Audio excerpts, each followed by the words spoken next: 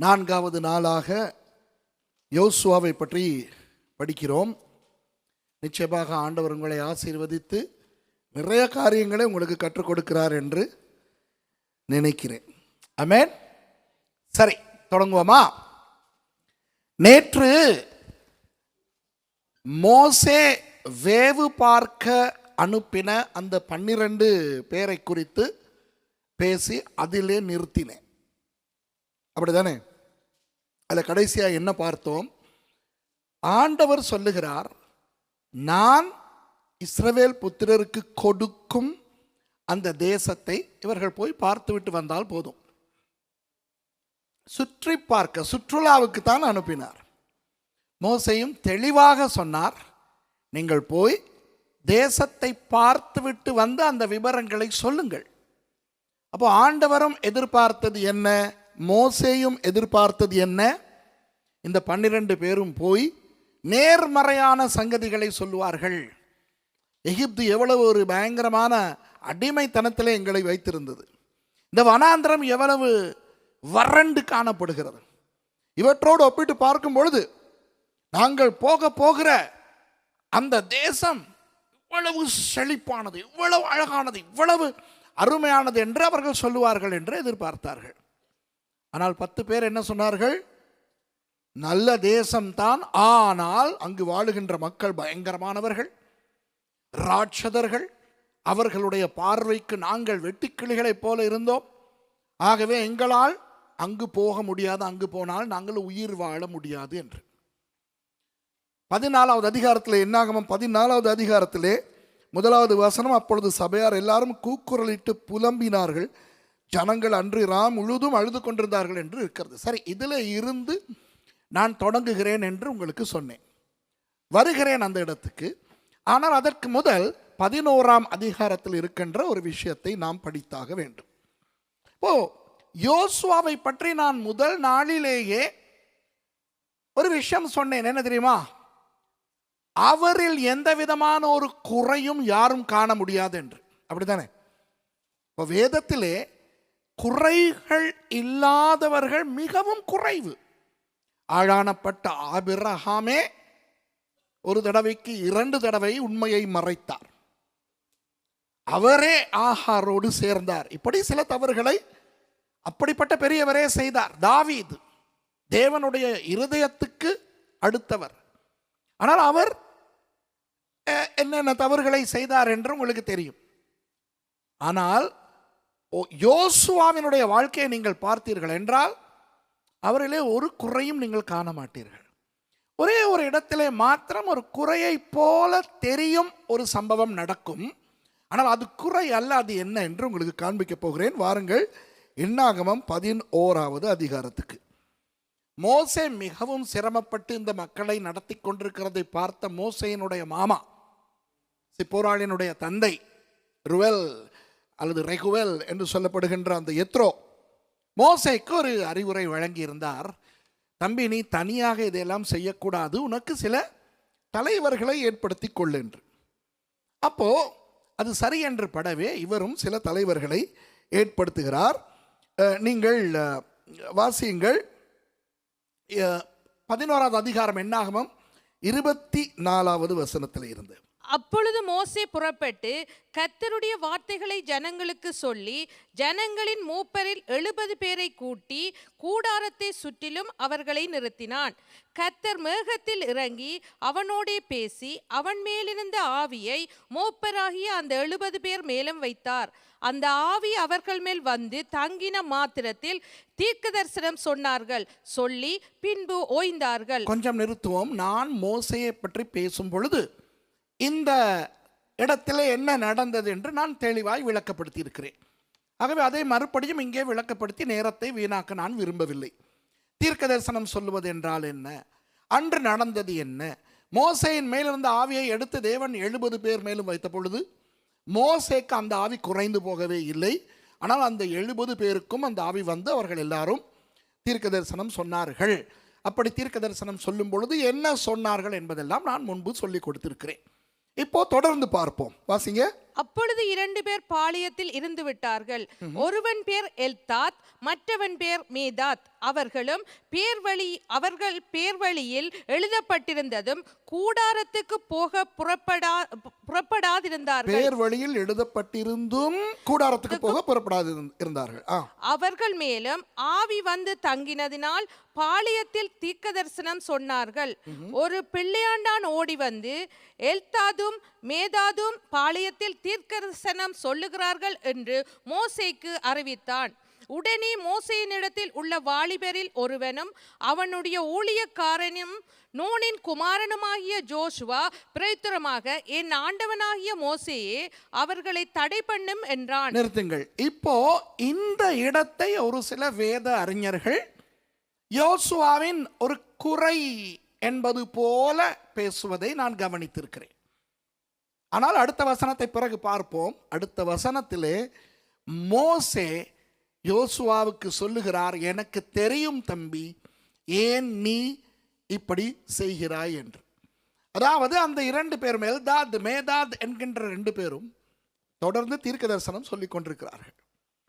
அவர்கள் தீர்க்க தரிசனம் சொல்லுவதை பார்த்த ஒரு பிள்ளையாண்டான் ஓடி வந்து மோசேக்கு சொல்லுகிறார், 68 பேர் தீர்க்க தரிசனம் சொல்லி ஓய்ந்து விட்டார்கள், ஆனால் இன்னும் 2 பேர் தொடர்ந்து தீர்க்க தரிசனம் சொல்லிக் கொண்டிருக்கிறார்கள் என்று. அப்போ தீர்க்க தரிசனம் சொல்லுவது நல்ல வேலையா கெட்ட வேலையா? நல்ல வேலை. ஆவிக்குரிய வேலையா இல்லையா? ஆவிக்குரிய வேலை. ஆனால் யோசுவா மோசேக்கு சொல்லுகிறார், ஐயா உடனே அவர்களை நிறுத்துங்கள் என்று. அப்போ அதை பார்க்கும் பொழுது ஏதோ பொறாமையிலே சொல்வது போல சில வேத அறிஞர்கள் என்ன நினைக்கிறார்கள் என்றால், 2 பேர் தீர்க்க தரிசனம் சொல்லுவதை பார்த்து யோசுவாவுக்கு பொறாமை மேலிட்டது என்று. நான் அதை ஏற்றுக்கொள்ள மாட்டேன். என்றால் வேதம் அப்படி சொல்லவில்லை. அல்லது எரிச்சலிலே தீர்க்க தரிசனம் சொல்லுவதற்கு ஒரு அளவு இருக்கிறது. 70 பேர் தீர்க்க தரிசனம் சொன்னார்கள், எல்லாரும் ஓய்ந்தார்கள், இவர்கள் 2 பேர் மாத்திரம் ஏன் தொடர்ந்து செய்து கொண்டிருக்கிறார்கள், எரிச்சலா இல்லை என்று எரிச்சலிலே இவர் சொல்லுவதாய் வேறு சில வேத அறிஞர்கள் சொல்லுகிறார்கள். அதையும் நான் ஏற்றுக்கொள்வதாய் இல்லை. ஏன் இந்த வேத அறிஞர்கள் சொல்லுவதை நான் ஏற்றுக்கொள்ள மாட்டேன் என்கிறேன் தெரியுமா? அடுத்த வசனத்திலே மோசே சொல்லுகிறார் யோசுவாவை பார்த்து, எனக்கு தெரிகிறதடா ஏன் நீ இப்படி சொல்லுகிறாய் என்று. ஆனால் உனக்கு என் உள்ளம் தெரியுமா? உன் உள்ளம் எனக்கு தெரியும். மோசே யோசுவாவுக்கு சொல்லுகிறார், உன் உள்ளம் எனக்கு தெரியும், ஆனால் என் உள்ளம் உனக்கு தெரியுமா? எனக்கு என்ன ஆசை என்றால், எல்லா இஸ்ரவேலர்களும் ஆண்டவருக்கு தீர்க்க தரிசனம் சொல்ல வேண்டும் என்று. அடுத்த வசனத்தை வாசியுங்கள். அதற்கு மோசே, நீ எனக்காக வைராக்கியம் காண்பிக்கிறாயோ? கர்த்தருடைய ஜனங்கள் எல்லாரும் தீர்க்க தரிசனம் சொல்லத்தக்கதாக கர்த்தர் தம்முடைய ஆவியை அவர்கள் மேல் இறங்க பண்ணினால் நலமாயிருக்குமே என்றான். இந்த வசனத்தை நான் உங்களுக்கு விளக்கப்படுத்த போகிறேன். எத்தனை பேர் இதை விளங்கி இருக்கிறீர்களோ எனக்கு தெரியாது. ஆனால் யோசுவாவை பற்றின ஒரு பயங்கரமான ஆழமான உண்மையை நான் இன்று சொல்லிக் கொடுக்கவும், அதன் மூலம் நானும் நீங்களும் விஷயங்களை படிக்கவும் வேண்டும் என்று நான் விரும்புகிறேன். 13ஆம் அதிகாரத்துக்கு போக முன்பதாக என்ன நடந்தது என்றால், யோசுவா இப்போ இது இவர்கள் எகிப்தை விட்டு புறப்பட்டு வந்த ஆரம்ப காலத்தில் நடக்கிறது. அப்போ மோசேயின் மேல் யோசுவாவுக்கு ஒரு அளவு கடந்த மதிப்பு வந்திருந்தது. மோசேயை ஒரு சமஸ்த இஸ்ரவேலுக்கும் தலைவனாக யோசுவா உள்ளத்தில் ஏற்றுக்கொண்டு விட்டார். மக்கள் எல்லாரும் மோசேயோடு புறப்பட்டு வந்தார்கள் என்பதற்காக எல்லாரும் மோசேயை தங்கள் தலைவனாக உளமாற ஏற்றுக்கொண்டார்கள் என்று நினைப்பது தவறு. ஏனென்றால் 13ஆம் அதிகாரத்தில் அந்த வேவு பார்த்துவிட்டு வந்தவர்கள் சொன்ன அறிக்கைக்கு பிறகு 14ஆம் அதிகாரத்திலே மோசேயையும் ஆரோனையும் கல்லெறிந்து கொல்ல பார்த்தவர்கள் இந்த மக்கள். உளமாற மோசேயை தங்கள் தலைவனாக அவர்கள் ஏற்றுக்கொண்டிருந்தால் அவர்கள் அப்படி செய்ய மாட்டார்கள், அப்படித்தானே? ஆனால் யோசுவா உளமாற மோசேயை தன்னுடைய தலைவனாக ஏற்றுக்கொண்டிருந்தார். அந்த ஆரம்ப நாட்களிலேயே மறக்காதீர்கள், யோசுவாவினுடைய பிறப்பு ஒரு நல்ல ஒரு பிறப்பு அல்ல. அவர் ஒரு துரோகிக்கு மகனாய் பிறந்தவர். இதை மறக்க கூடாது. ஒரு துரோகிக்கு மகனாய் பிறந்தவன் துரோகியாய்த்தான் இருக்க வேண்டும். என்ன சொல்லுவார்கள்? நூலை போல சேலை, தாயை போல பிள்ளை. அப்பன் 8 அடி பாய்ந்தால் மகன் 16 அடி பாய்வான் என்பார்கள். அப்போ நூன் ஒரு துரோகி என்றால் யோசுவா அதை விட பெரிய துரோகியாய் இருந்திருக்க வேண்டும். ஆனால் யோசுவா ஒரு மாறுபட்ட ஒரு நபராய் இருந்தார். அவர் உளமாற மோசேயை தனது தலைவனாக ஏற்றுக்கொண்டிருந்தார். நான் இந்த பாடத்திலே விளக்கப்படுத்த மாட்டேன். ஆனால் உங்களுக்கு தெரியுமா, மோசே எத்தியோப்பிய பெண்ணை திருமணம் செய்ததை இட்டு அவருடைய அண்ணா ஆரோனும் அவருடைய அக்கா மிரியாமும் கூட பிரச்சனை இழுத்த பொழுது யோசுவா வாயே திறக்கவில்லை. தன்னுடைய தலைவன் தவறு செய்திருக்கிறார் என்று அவருக்கு தெரியும். தன்னுடைய தலைவன் நியாய பிரமாணத்துக்கு எதிராக வேலை செய்திருக்கிறார் என்று தெரியும். தன்னுடைய தலைவன் தேவனுக்கே துரோகம் செய்தார் என்று தெரியும். ஆனாலும் குற்றம் சொல்ல அவர் துணியவில்லை. அந்த அளவு மோசையை கனம் பண்ணின மனுஷன். இந்த இடத்துல அவருக்கு என்ன நடக்கிறது என்றால், அவருக்கொன்றும் பொறாமை இல்லை, அவருக்கொன்றும் எரிச்சல் இல்லை. ஆனால் 70 பேர் ஒன்றாக மோசேயின் ஆவியை பெற்று தீர்க்க தரிசனம் சொன்னார்கள், ஓய்ந்தார்கள். ஆனால் அந்த எல்தாத் மேதாத் 2 பேர் மாத்திரம் தொடர்ந்து தீர்க்க தரிசனம் சொல்லுகிறார்கள். அவர்கள் அப்படி சொல்லக்கூடாது. ஏனென்றால் அவர்கள் உயர்ந்து உயர்ந்து உயர்ந்து என் தலைவனாகிய மோசேயின் இடத்துக்கு வந்துவிடக்கூடாது. மோசேக்கு அது புரிந்தது. மோசே சொல்லுகிறார், பாருங்கள், நீ எனக்காக வைராக்கியம் காண்பிக்கிறாயோ. ஆனால் அதற்காக மோசே யோசுவாவை தவறு செய்கிறாய் என்று சொல்லவில்லை. மோசே தனது உள்ளத்தின் ஆவலை சொல்லுகிறார். எனக்கு முழு இஸ்ரவேலர்களும் தீர்க்க தரிசனம் சொல்ல ஆசை என்று சொல்லுகிறாரே ஒழிய, மோசே யோசுவாவை பார்த்து நீ இப்படி நினைக்க கூடாது, எனக்காக வைராக்கியம் காண்பிக்க கூடாது என்று சொல்லவில்லை. இதோ யோசுவாவை பற்றின பல விஷயங்களை உங்களுக்கு சொன்னேன். அன்றைக்கு என்ன சொன்னேன்? யாத்திராகமம் 17ஆம் அதிகாரத்தில் அவர் ரெவிதீமிலே அந்த அமலேக்கியர்களோடு யுத்தம் பண்ண பொழுது என்ன விடயங்களை நான் சொன்னேன்? மறுபடியும் ஞாபகப்படுத்துங்கள். விசுவாசம் இருந்தது, எங்களால் முடியும் அவர்களை அடிக்க என்று.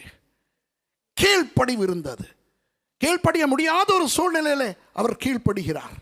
அப்படி கீழ்ப்படிந்து வெற்றி கொண்டும் அவர் தன்னை தாழ்த்தி பெருமை இல்லாமல் மோசேயின் ஊழியக்காரனாக அவர் இருக்கின்றார்.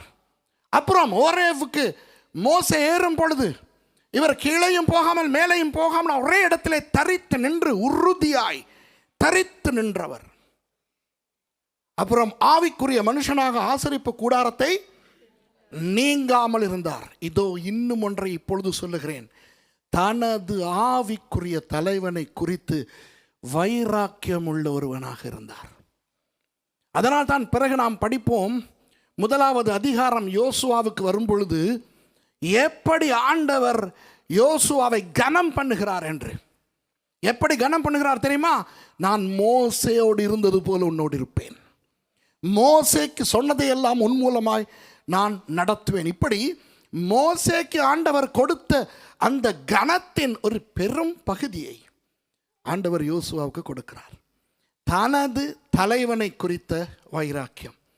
அன்பானவர்களே, இதில் இருந்து நாம் என்ன படிக்க வேண்டும் தெரியுமா?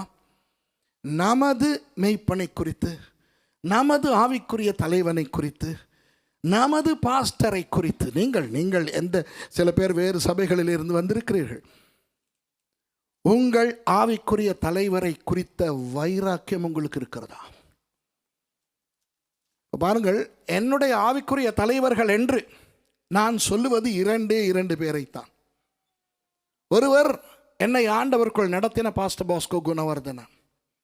அடுத்தவர் எனக்கு வேதத்தை கற்றுக் கொடுத்த என்னுடைய அதிபர் பாஸ்டர் கோல்டன் விக்ரமரட்ன. உங்களுக்கு தெரியுமா, அவர்கள் 2 பேருமே உயிரோடு இல்லாவிட்டாலும் இன்று வரை யாரும் அவர்களை குறித்து எந்த விதமான ஒரு தவறும் பேச நான் அனுமதிக்க மாட்டேன். அதற்காக அவர்களுக்குள் பலவீனம் இல்லாமல் இல்லை, குறைகள் இல்லாமல் இல்லை. என்னுடைய ஆவிக்குரிய தலைவர்களை குறித்த அந்த வைராக்கியம். ஒன்று சொல்லவா, இந்த ஆவிக்குரிய தகப்பன் என்று ஒரு தாற்பயம் இருக்கிறது. அது ஒன்றும் தவறு அல்ல தெரியுமா? ஆவிக்குரிய தகப்பன் என்கின்ற அந்த சங்கல்பம், அந்த தாற்பயம் தவறே அல்ல. ஆனால் இன்று அநேகரால் அது அசிங்கமாக்கப்பட்டு கொண்டு வருகிறது. இப்போ எனக்கு எத்தனையோ பேர் கற்றுக் கொடுத்தவர்கள் உண்டு. நான் வேதாகம கல்லூரியிலே இலங்கையிலே 3 வருடங்கள் படித்தேன். எத்தனை பேர் எனக்கு எத்தனை விஷயங்கள் கற்றுக் கொடுத்திருப்பார்கள். பாஸ்டர் மேல்கம் குணவர்தன என்ற ஒரு ஊழியக்காரர், அவரும் கர்த்தருக்குள் நித்திரை அடைந்து விட்டார். அவர் தான் எனக்கு பிரசங்கம் செய்ய சொல்லிக் கொடுத்தவர் தெரியுமா? அவர் தான் என்னை 13 வயதில் பிரசங்கிக்க வைத்தவர். 13 வயதில் சபையில், சும்மா வீட்டு கூட்டத்தில் அல்ல, சபையில் கம்யூனியன் சர்வீஸில் என்னை பிரசங்கம் பண்ண வைத்தவரே அந்த பாஸ்டர் மேல்கம் குணவர்தன. என்றாலும் அவரை நான் ஆவிக்குரிய தந்தை என்று சொன்னது கிடையாது. பாஸ்டர் கோல்டன் விக்ரமரட்ன என்னுடைய அதிபர், என்னுடைய தலைவர். அவருடைய வேதாகம கல்லூரியில் 3 வருடம் படித்த அந்த அத்திவாரத்தில் தான் என்னுடைய இறையியல் அஸ்திவாரமே அடங்கி இருக்கிறது. அன்பானவர்களே, உங்களுக்கு தெரியும், நான் இங்கிலாந்திலே, அமெரிக்காவிலே, பல தேசங்களிலே படித்தவன், சர்வகலாசாலைகளிலே படித்தவன். உங்களுக்கு தெரியுமா, அந்த சர்வகலாசாலைகளிலே படிக்கிறவர்களுக்கு என்ன நடக்கிறது என்று? இறையியலையும் பைபிள் கிரிட்டிசிசம் என்று அதுவும் இதுவும் படித்து விசுவாசத்தை இழந்து போய்விடுவார்கள். புரிகிறதா நான் சொல்லுவது? நான் படித்த சர்வகலாசாலைகளிலே கிரேக்க மொழி தெரிந்த, எபிரேய மொழி தெரிந்த பெரிய பெரிய இறையியலாளர்கள், அறிஞர்கள் எனக்கு என்ன சொல்லிக் கொடுத்தார்கள் தெரியுமா? அந்நிய பாஷையெல்லாம் கிடையாது, அதெல்லாம் 1ஆம் நூற்றாண்டிலே மாத்திரம்தான். இப்படி என்னுடைய விசுவாசத்தையே ஆடும் அளவுக்கு உபதேசித்தார்கள். இன்று வரை நான் ஒரு பெந்தெகோஸ்தே ஊழியக்காரனாக அந்நிய பாஷை பேசுகிற, திரித்துவத்தை நம்புகிற ஒரு ஊழியனாக இருக்கிறேன் என்றால் அதற்கு காரணம் நான் படித்த வேதாகம கல்லூரியாகிய assembly of God Bible college ஜாயல, அதனுடைய அதிபராகிய பாஸ்டர் கோல்டன் விக்ரமரட்ன. ஆனாலும் அந்த பாஸ்டர் கோல்டன் விக்ரமரட்னவை நான் ஆவிக்குரிய தந்தை என்று சொன்னது கிடையாது. ஏன்? எனக்கு ஒரே ஒரு ஆவிக்குரிய தந்தை இருந்தார். அவர் தான் பாஸ்டர் போஸ்கோ குணவர்தன. புரிகிறதா? இன்றைக்கு எப்படிப்பட்ட ஒரு கேவலமான உலகத்திலே வாழுகிறோம் தெரியுமா? என்னை ஆவிக்குரிய தந்தை என்று சொல்லிக்கொண்டு என்னால் ஞானஸ்தானம் பெற்று என்னுடைய சபையிலே வளருவார். அப்புறம் ஏதாவது என்னோடு பிரச்சனை வந்துவிடும், என் சபையை விட்டு விலகி போவார். இந்த காலத்தில் ஒரு சபையை விட்டு விலகி போனால் அவர்களை அரவணைத்து வந்து அன்றைக்கே மேடையில் ஏற்றுவதற்கு சபைகள் உண்டு. என்னுடைய ஆவிக்குரிய பிள்ளை என்று சொல்லிக் கொள்கிறவர் என் சபையை விட்டு போய் அடுத்த ஞாயிற்றுக்கிழமை அவர் ஒரு சபையிலே ஏறி அந்த பாஸ்டரை ஆவிக்குரிய தந்தை என்று சொல்லுவார். விளங்குதா உங்களுக்கு? அது இன்றைக்கு உலகத்தில் நடந்து கொண்டு வருகிறது. இது ஒரு கேவலமான ஒரு விஷயம். ஆவிக்குரிய தந்தை, இப்போ இது ஆவிக்குரிய விஷயம். ஆனால் அப்பா அம்மா என்பது மிகவும் பவித்திரமான ஒரு உறவு. ஆமாவா இல்லையா? ஒரு அம்மா நடத்தை நல்ல ஒரு அம்மாவாய் இருந்தால் ஒருவனுக்கு அப்பன் ஒருவனாய்த்தான் இருக்க முடியும். அப்படிதானே? நினைத்தபடி ஒருவன் அப்பனை மாற்றினால் அது அம்மாவுக்கு அசிங்கம். அப்போ ஆவிக்குரிய வாழ்க்கையிலே அப்படி, ஆவிக்குரிய விஷயத்தில் அப்படி இல்லாவிட்டாலும் நினைத்தபடி ஆவிக்குரிய தகப்பனை மாற்றுவது அழகான ஒரு செயல் அல்ல, அசிங்கமான ஒன்று. புரிகிறதா? ஆவிக்குரிய தந்தை, ஆவிக்குரிய பிள்ளை என்கின்ற தாற்பயம் அழகான ஒரு தாற்பயம், அருமையான ஒரு தாற்பயம், வேதத்தின் படியான ஒரு தாற்பயம். பவுலடியார் சொல்லுகிறார், போதிக்கிறவர்கள் அநேகர் உண்டு, தகப்பன்மார் அநேகர் இல்லை. தீமோத்தேயு பாட்டு அவர் சொல்லுகிறார், நான் உன்னை பெற்றேன், ஆவியிலே பெற்றேன். அது ஆவிக்குரிய தந்தை என்கின்ற தாற்பயம் வேதத்துக்கு ஏற்றது. ஆவிக்குரிய பிள்ளை வேதத்துக்கு ஏற்றது. இதனால் தான் நான் சொல்லுவேன், என் பிரசங்கங்களை பார்த்து என் மேல் ஆசை வைத்து, என் பிரசங்கத்தின் மேல் ஆசை வைக்கின்றவர்களுக்கு நான் சொல்லுவேன், தயவு செய்து என்னை ஆவிக்குரிய தகப்பன் என்று சொல்லாதீர்கள், ஆவிக்குரிய மாமா என்று சொல்லுங்கள் என்று. இப்போ விளங்குதா ஏன் சொல்லுகிறேன் என்று?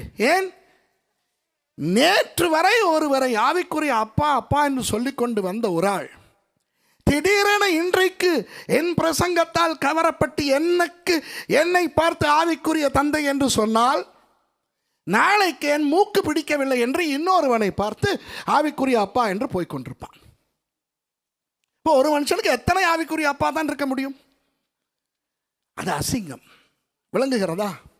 ஏன் இது நடக்கிறது என்றால், தங்கள் ஊழியக்காரனை குறித்த வைராக்கியம் இல்லை.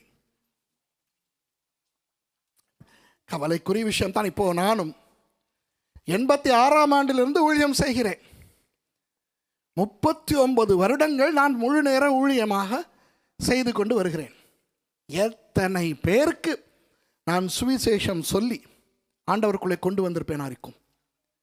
எத்தனை பேருக்கு ஞானஸ்தானம் கொடுத்திருப்பேனா இருக்கும்? எத்தனை பேருக்கு நான் ஆவிக்குரிய தகப்பனாய் இருக்கிறேனா இருக்கும்? யோசித்து பாருங்கள். அவர்கள் அத்தனை பேரும் என்மேல் வைராக்கியம் உள்ளவர்களா? இல்லை. நான் துணிகரமாக இப்படி சொல்லுவேன். இன்று கர்மேல் பர்வத சபையிலே, பெல்வுடிலே இருக்கிற எங்களுடைய சபையிலே இருக்கிற ஊழியர்கள், விசுவாசிகள் மத்தியிலே என்னை பற்றி கேவலமாய் பேசினால் அமைதியாக கேட்டுக்கொள்ளக்கூடியவர்கள் உண்டு. இன்னும் சிலர் உண்டு எங்கள் சபையிலே, யாராவது என்னை குறித்து கேவலமாய் பேசினால் அவர்களும் தங்களுக்கு தெரிந்த கேவலங்களை போட்டு எனக்கு எதிராக பேசுகிறவர்களும் உண்டு. ஒருவர் கேவலமாக என்னை பற்றி தூற்றிக்கொண்டு திரிந்திருக்கிறார். அவர் என்ன சொல்லியிருக்கிறார் என்றால், பிறகு சொல்லுகிறேன் யார் என்று, பாஸ்டருக்கு சொல்லுகிறேன் அவர் யார் என்று. பாஸ்டர் சுரேஷ் ஜெபிப்பதே கிடையாது, பாஸ்டர் சுரேஷ் வேதம் வாசிப்பதே கிடையாது, பாஸ்டர் சுரேஷ் மனோதத்துவம் படித்தவர் என்றபடினால் அவர் பிரசங்கிக்கும் பொழுது மக்களுடைய நெற்றியை பார்த்து அவர் பிரசங்கித்து அவர்களை ஹிப்னோடைஸ் பண்ணி விடுகிறாராம். அப்போ எவ்வளோ பெரிய ஹிப்னோடைசராக நான் இருக்கேன்னு யோசிச்சு பாருங்கள். பிரசங்கிக்கும் பொழுது உங்களுடைய நெற்றியை பார்த்து நான் ஹிப்னோடைஸ் பண்ணுகிறேன் என்றால் என்ற தெய்வமே. இப்போ இதை அவர் போய் சொல்லும் பொழுது எங்களுடைய சபையை சேர்ந்த சிலர் அவரோடு சேர்ந்து, உங்களுக்கு நான் அவர்களையும் யார் என்று பிறகு சொல்றேன், சரியா பாஸ்டர் ஆபேல்? உங்களுக்கு நான் சொல்றேன் அவங்களும் யாருன்னு. இவர்களும் சேர்ந்து ஆமா ஆமா ஆமா, நானும் கண்டதில்லை தான் அவர் ஜெபிக்கிறத, நானும் கண்டதில்லை தான் அவர் பைபிள் வாசிக்கிறத என்று இவர்களும் சேர்ந்து பேசினவர்கள் இன்னும் என் சபையிலே உண்டு. புரியுதா நான் சொல்வது? அதே நேரம் என்னுடைய ஊழியர்களிலே 2-3 பேர் உண்டு. யார் வந்து என்னை பற்றி அவர்களுக்கு சொன்னாலும் விடமாட்டார்கள். நம்ம பாஸ்டரை பற்றி பேசக்கூடாது, எங்கள் பாஸ்டரை பற்றி பேசக்கூடாது என்று எனக்காக வைராக்கியமாய் இருக்கிறவர்கள். இது அனைத்து ஊழியர்களுக்கும் அப்படி உண்டு. பாஸ்டர் ஆபேல் உங்களுக்கும் அப்படி உண்டு. அது உங்களுக்கு தான் தெரியும். விளங்குதா? யோசுவாக்களும் உண்டு, மற்றவர்களும் உண்டு. நீங்கள் யார்? நீங்கள் கேட்டுக்கொள்ளுங்கள். நீங்கள் உங்கள் சபைகளை குறித்து நீங்களே பார்த்துக் கொள்ளுங்கள். உங்கள் சபையை குறித்து, உங்கள் ஆவிக்குரிய தலைமை குறித்து உங்களுக்கு வைராக்கியம் இருக்கிறதா? குறை இருக்கட்டும். இப்போ நான் 100% பரிபூர்ணமானவன் அல்ல. என்னுடைய குறைகள் என்னோடு இருப்பவர்களை விட வேறு யாருக்கு தெரியும்? உங்களுக்கு தெரியுமா? என்ன உங்களை விட அதிகமாக பெல்வுட்டில் இருக்கிறவர்களுக்கு என்னுடைய குறை தெரியும். என்னுடைய குறை தெரிந்த, என்னுடைய பலவீனம் அறிந்த, என்னுடைய சரியில்லாத வாய் எப்படி என்று தெரிந்த ஒரு 2-3 பேர் இருக்கிறார்கள். யார் வந்து அவர்களுக்கு பாஸ்டர் சுரேஷை பற்றி பேசினாலும் விட மாட்டார்கள். பேச விட்டு அமைதியாக இருக்க மாட்டார்கள். சொல்வார்கள், பேசக்கூடாது, என் பாஸ்டரை பற்றி நீங்கள் பேசக்கூடாது. 3 விதமான கூட்டம் உண்டு. நீங்கள் எது என்று பார்த்துக் கொள்ளுங்கள். நீங்கள் இப்போ இந்த சபையை சேர்ந்தவர்கள், வேறு சபைகளில் இருந்து சிலர் வருகிறீர்கள், கர்த்தருக்கு ஸ்தோத்திரம். உங்கள் ஊழியக்காரர்களை குறித்து, கிளை சபையில் இருந்து வருகிறவர்கள் உங்கள் ஊழியக்காரர்களை குறித்து உங்களுடைய வைராக்கியம் எப்படிப்பட்டது என்று பார்த்துக் கொள்ளுங்கள். 3 விதமானவர்கள் உண்டு. ஒன்று, இப்போ நான் சொன்னது போல யோசுவாக்கள். ஆம், என்னுடைய ஆவிக்குரிய தலைவன் பலவீனமானவர் தான், அவருக்கு குறை இருக்கிறது தான், அவரும் ஒரு மனிதன் தான், அவரும் தவறு செய்கிறவர் தான். ஆனால் என்னிடம் வந்து என் ஊழியக்காரரை பற்றி பேசக்கூடாது என்று மறுத்து பேசி வாய் அடைத்து அந்த ஊழியருக்காக, மோசேக்காக வைராக்கியமாய் நிற்கிற யோசுவாக்கள். நீங்கள் அப்படியா என்று பார்த்துக் கொள்ளுங்கள். அப்படி இல்லாவிட்டால் அப்படி மாறுங்கள், தயவு செய்து மாறுங்கள். இரண்டாவது குழு இருக்கிறதே, இது விலாங்கு மீன் கூட்டம். இந்த பாடத்திலே விலாங்கு மீனை பற்றி படித்தோம் அல்லவா? என்ன, நான் பேசவில்லை பாஸ்டர், அவர்கள் தான் பேசினார்கள். அப்ப நீங்க ஒண்ணுமே சொல்லலையா? நான் எப்படி சொல்லுவது? நான் அமைதியாய் கேட்டுக்கொண்டேன். விளங்குதா உங்களுக்கு? அந்த நடுநிலை வகிக்கிறவர்களாம். இது பயங்கரமான ஒரு கூட்டம். இது அந்த பக்கமும் சாயும், இந்த பக்கமும் சாயும்.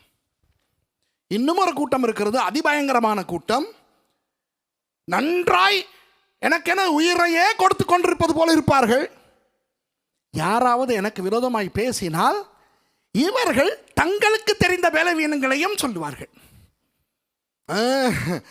ஆமா ஆமா, உங்களுக்கு இதெல்லாம் தெரியுமா? உங்களுக்கு தெரியாதது சொல்றேன். பாஸ்டர் சுரேஷ்,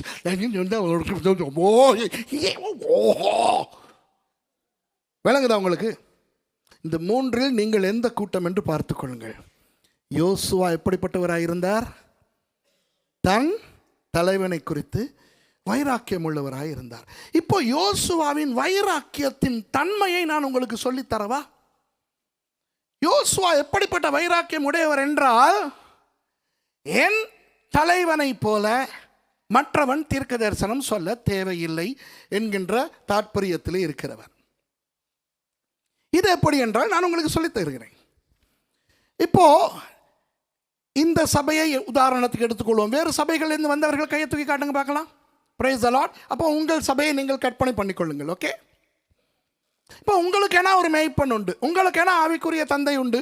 இந்த சபையிலே ஆவிக்குரிய தந்தை உண்டு, பாஸ்டர் ஆபேல். ஓகே, இப்போ என்னை போல வெளியிலிருந்து வருகிற ஊழியர்கள் இருக்கிறோம். இந்தியாவிலிருந்து, இலங்கையிலிருந்து, ஆப்பிரிக்காவிலிருந்து, அமெரிக்காவிலிருந்து. நாங்கள் வந்து தீர்க்க தரிசனம் சொல்லுகிறோம் உங்களுக்கு. இப்போ அதிலே நான் ரொம்ப கவனம். ஆண்டவரே என்னிடத்துல சொன்னாலும், சுரேஷ் இவருக்கு இப்படி சொல்லு, அவருக்கு அப்படி சொல்லி நான் சொல்ல முடியாத, ஆண்டவரே நீங்களே பார்த்துக்கொள்ளுங்க. நான் வந்தது வசனத்தை கற்றுக் கொடுக்க. ஆண்டவருக்கும் எனக்கும் நிறைய சண்டை நடக்கும், பாஸ்டருக்கு அது நல்லா தெரியும். அப்படியே கண்டிப்பாய் சொல்ல வேண்டிய தீர்க்க தரிசனம் ஏதாவது இருந்தால் உதாரணமாக சொல்லிவிட்டு போய்விடுவேன். அது படுகிற ஆளுக்கு படும், மற்றவர்களுக்கு தெரியாது. ஓ பாஸ்டர் ஜோக்கை போல என் விஷயத்தை தான் சொன்னார். இல்லை, அது ஆவியானவர் அவர்களுக்கு சொல்லுவார். சும்மா கற்பனை பண்ணுவோமே, நான் வந்து தீர்க்க தரிசனத்தை சொல்லிவிட்டு போகிறேன் என்று. நீங்கள் உண்மையான ஒரு யோசுவாவா இருந்தால், அந்த தீர்க்க தரிசனம் தேவனிடத்தில் இருந்து வந்த தீர்க்க தரிசனமாக இருந்தாலும் பாய்ந்து கொண்டு அதை பற்றி கொள்ளக்கூடாது. அதை எடுத்துக்கொண்டு உங்கள் தலைவரிடத்துக்கு நீங்கள் போக வேண்டும். அவர்களிடம் நீங்கள் கேட்க வேண்டும், இப்படி எனக்கு ஒரு தீர்க்க தரிசனம் வந்தது பாஸ்டர், நீங்கள் இதை குறித்து என்ன சொல்லுகிறீர்கள் என்று. உங்கள் பாஸ்டர் எப்படிப்பட்டவர், அவர் உங்களுக்காக அவர் ஜெபித்து விசாரித்து உங்களை நடத்துகிறவரா இல்லையா என்பது அது என் பிரச்சனையும் அல்ல, தேவனுடைய பிரச்சனையும் அல்ல, அது உங்களுடைய பிரச்சனை. ஐயோ பாஸ்டர், எங்களுடைய பாஸ்டர் என்று நீங்கள் ஏதாவது சொன்னால் அதுக்கு நான் ஒன்றும் செய்ய முடியாது. நான் உள்ளதை உங்களுக்கு சொல்ல வேண்டும். இப்போ கர்மேல் பர்வத சபையில் என்பது நான் தான் அந்த சபையினுடைய மேய்ப்பன். எங்கள் சபைக்கு தீர்க்கதரிசிகள் வரலாம், எங்கள் விசுவாசிகளுக்கு, எங்கள் ஊழியர்களுக்கு தீர்க்க தரிசனம் சொல்லலாம். ஆனால் அவர்கள் என்ன செய்ய வேண்டும்? அவர்களுடைய ஆவிக்குரிய தகப்பனாகிய என்னிடத்தில் வந்து அந்த தீர்க்க தரிசனத்தை சொல்லி, பாஸ்டர் இப்படி எனக்கு ஒரு தீர்க்க தரிசனம் சொல்லப்பட்டது, நீங்கள் கர்த்தரிடத்தில் விசாரித்து இதை குறித்து என்ன சொல்லுகிறீர்களோ அதை நான் ஏற்றுக்கொள்கிறேன் என்று சொல்லக்கூடிய ஒரு பக்குவம், ஒரு வைராக்கியம் இருக்க வேண்டும். அப்போ அந்த உங்களுடைய ஆவிக்குரிய தகப்பன் எதை சொல்லுகிறாரோ அதை நீங்கள் கேட்டு நடந்தால் கர்த்தர் உங்களை ஆசீர்வதிப்பார். ஒருவேளை உங்களுடைய பாஸ்டர் அவர் மனிதன் தானே, ஒரு தவறு செய்து விட்டார், அந்த தீர்க்க தரிசனத்தை அவர் புரிந்து கொள்ளாமல் அவர் வேறு விதமாய் உங்களை நடத்தி விட்டார் என்று வைத்துக் கொள்வோமே. நமது ஆண்டவர் எல்லாவற்றையும் பார்க்கிறவர் அல்லவா, நல்ல மெய்ப்பனாகிய இயேசு இருக்கிறார் அல்லவா, அவர் சகலத்தையும் நேர்த்தியாய் செய்து முடிக்க வல்லவர். உங்கள் ஊழியக்காரரோடு பேச வேண்டிய நேரத்திலே பேச வேண்டிய விதத்திலே பேசுவார், சரிவர செய்வார். புரியுதா? இப்போ ஒரு சில விஷயங்களை நான் உங்களுக்கு சொல்கிறேன். சில பேர் சொப்பனம் காணுவார்கள். சொப்பனத்துக்கு அர்த்தம் கொடுக்கிற வரம் பாஸ்டர் ஆபேலுக்கு இருக்கிறது என்னிடத்துல இல்லை. என்னிடத்துல அடிக்கடி சில பேர் வந்து சொல்வார்கள், பாஸ்டர் எனக்கு அப்படி சொப்பனம் வந்தது, இப்படி சொப்பனம் வந்தது, அர்த்தம் சொல்லுங்கள் என்பார்கள். நான் சொல்வேன், எனக்கு அர்த்தம் சொல்ல தெரியாது. அப்போ சில பேர் குழம்புவார்கள். ஒரு முறை ஒரு அம்மா வந்து கேட்டுச்சாங்கிட்ட, பாஸ்டர் ஏன் பாஸ்டர் தேவன் என்னோடு அடிக்கடி சொப்பனத்திலேயே பேசுகிறார்? நான் சொன்னேன், நீங்கள் ரொம்ப தூங்குறீங்க. தூங்கினா தானே கனவு வரும்.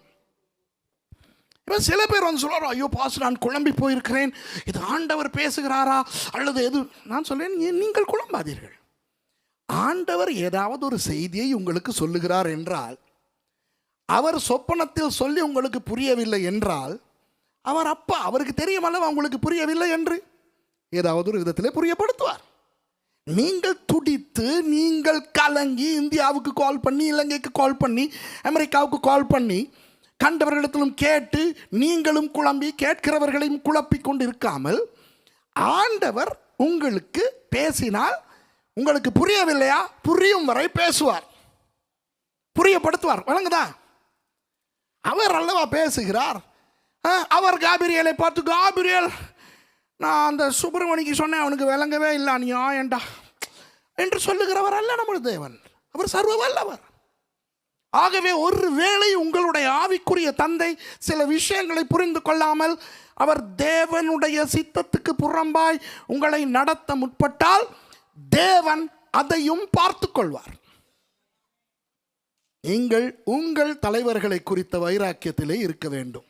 ஒரு நல்ல யோசுவாவாய் இருந்தால், யார் வந்து என்ன தீர்க்க தரிசனம் சொன்னாலும் பாய்ந்து கொண்டு அதை பற்றி கொள்ளாமல், அதை தங்கள் மோசையிடம் சொல்லி, ஐயா நீங்கள் இதை குறித்து ஆண்டவரிடத்தில் வினவி சொல்லுங்கள் என்று கேட்கிற அந்த தன்மை உடையவளாக இருப்பார். புரிகிறதா?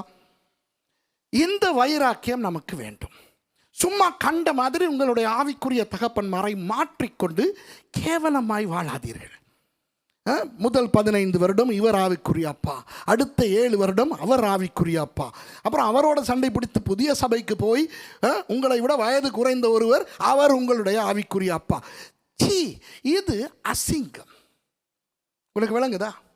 அதனால் தான் எனக்கு விருப்பமே இல்லை கண்டவர்களும் என்னை பார்த்து ஆவிக்குரிய அப்பா அப்பா என்பது.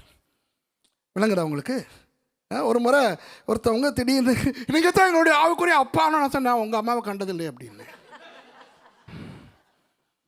அசிங்கமாக பேசாதீங்க. நீ தான் அசிங்கமாக என்னை அப்பா ஆக்குறேன், என்னைய அப்பா ஆக்குறேன். ஆவிக்குரிய வேண்டாம். நான் எல்லாருக்கும் ஆவிக்குரிய மாமா, ஆவிக்குரிய மாமி மேசி, ஆவிக்குரிய மச்சாள் மிஷா. இப்போ யோசுவானுடைய அந்த தன்மையும் நீங்கள் பார்த்தீர்களா? அவருடைய விசுவாசம், கீழ்ப்படிவு, தாழ்மை, உறுதியாய் நிற்கின்ற தன்மை, ஆவிக்குரிய தன்மை, இவற்றையும் தாண்டி இன்னும் ஒரு குணமும் அவருக்கு இருந்தது. என்ன? தன் தலைவனை குறித்த வைராக்கியம். சரி, இப்போ நாம் மறுபடி என்னாகமம் 13வது அதிகாரத்துக்கு போய் ஒரு அருமையான ஒரு இறையியலை நான் உங்களுக்கு காண்பிக்க போகிறேன்.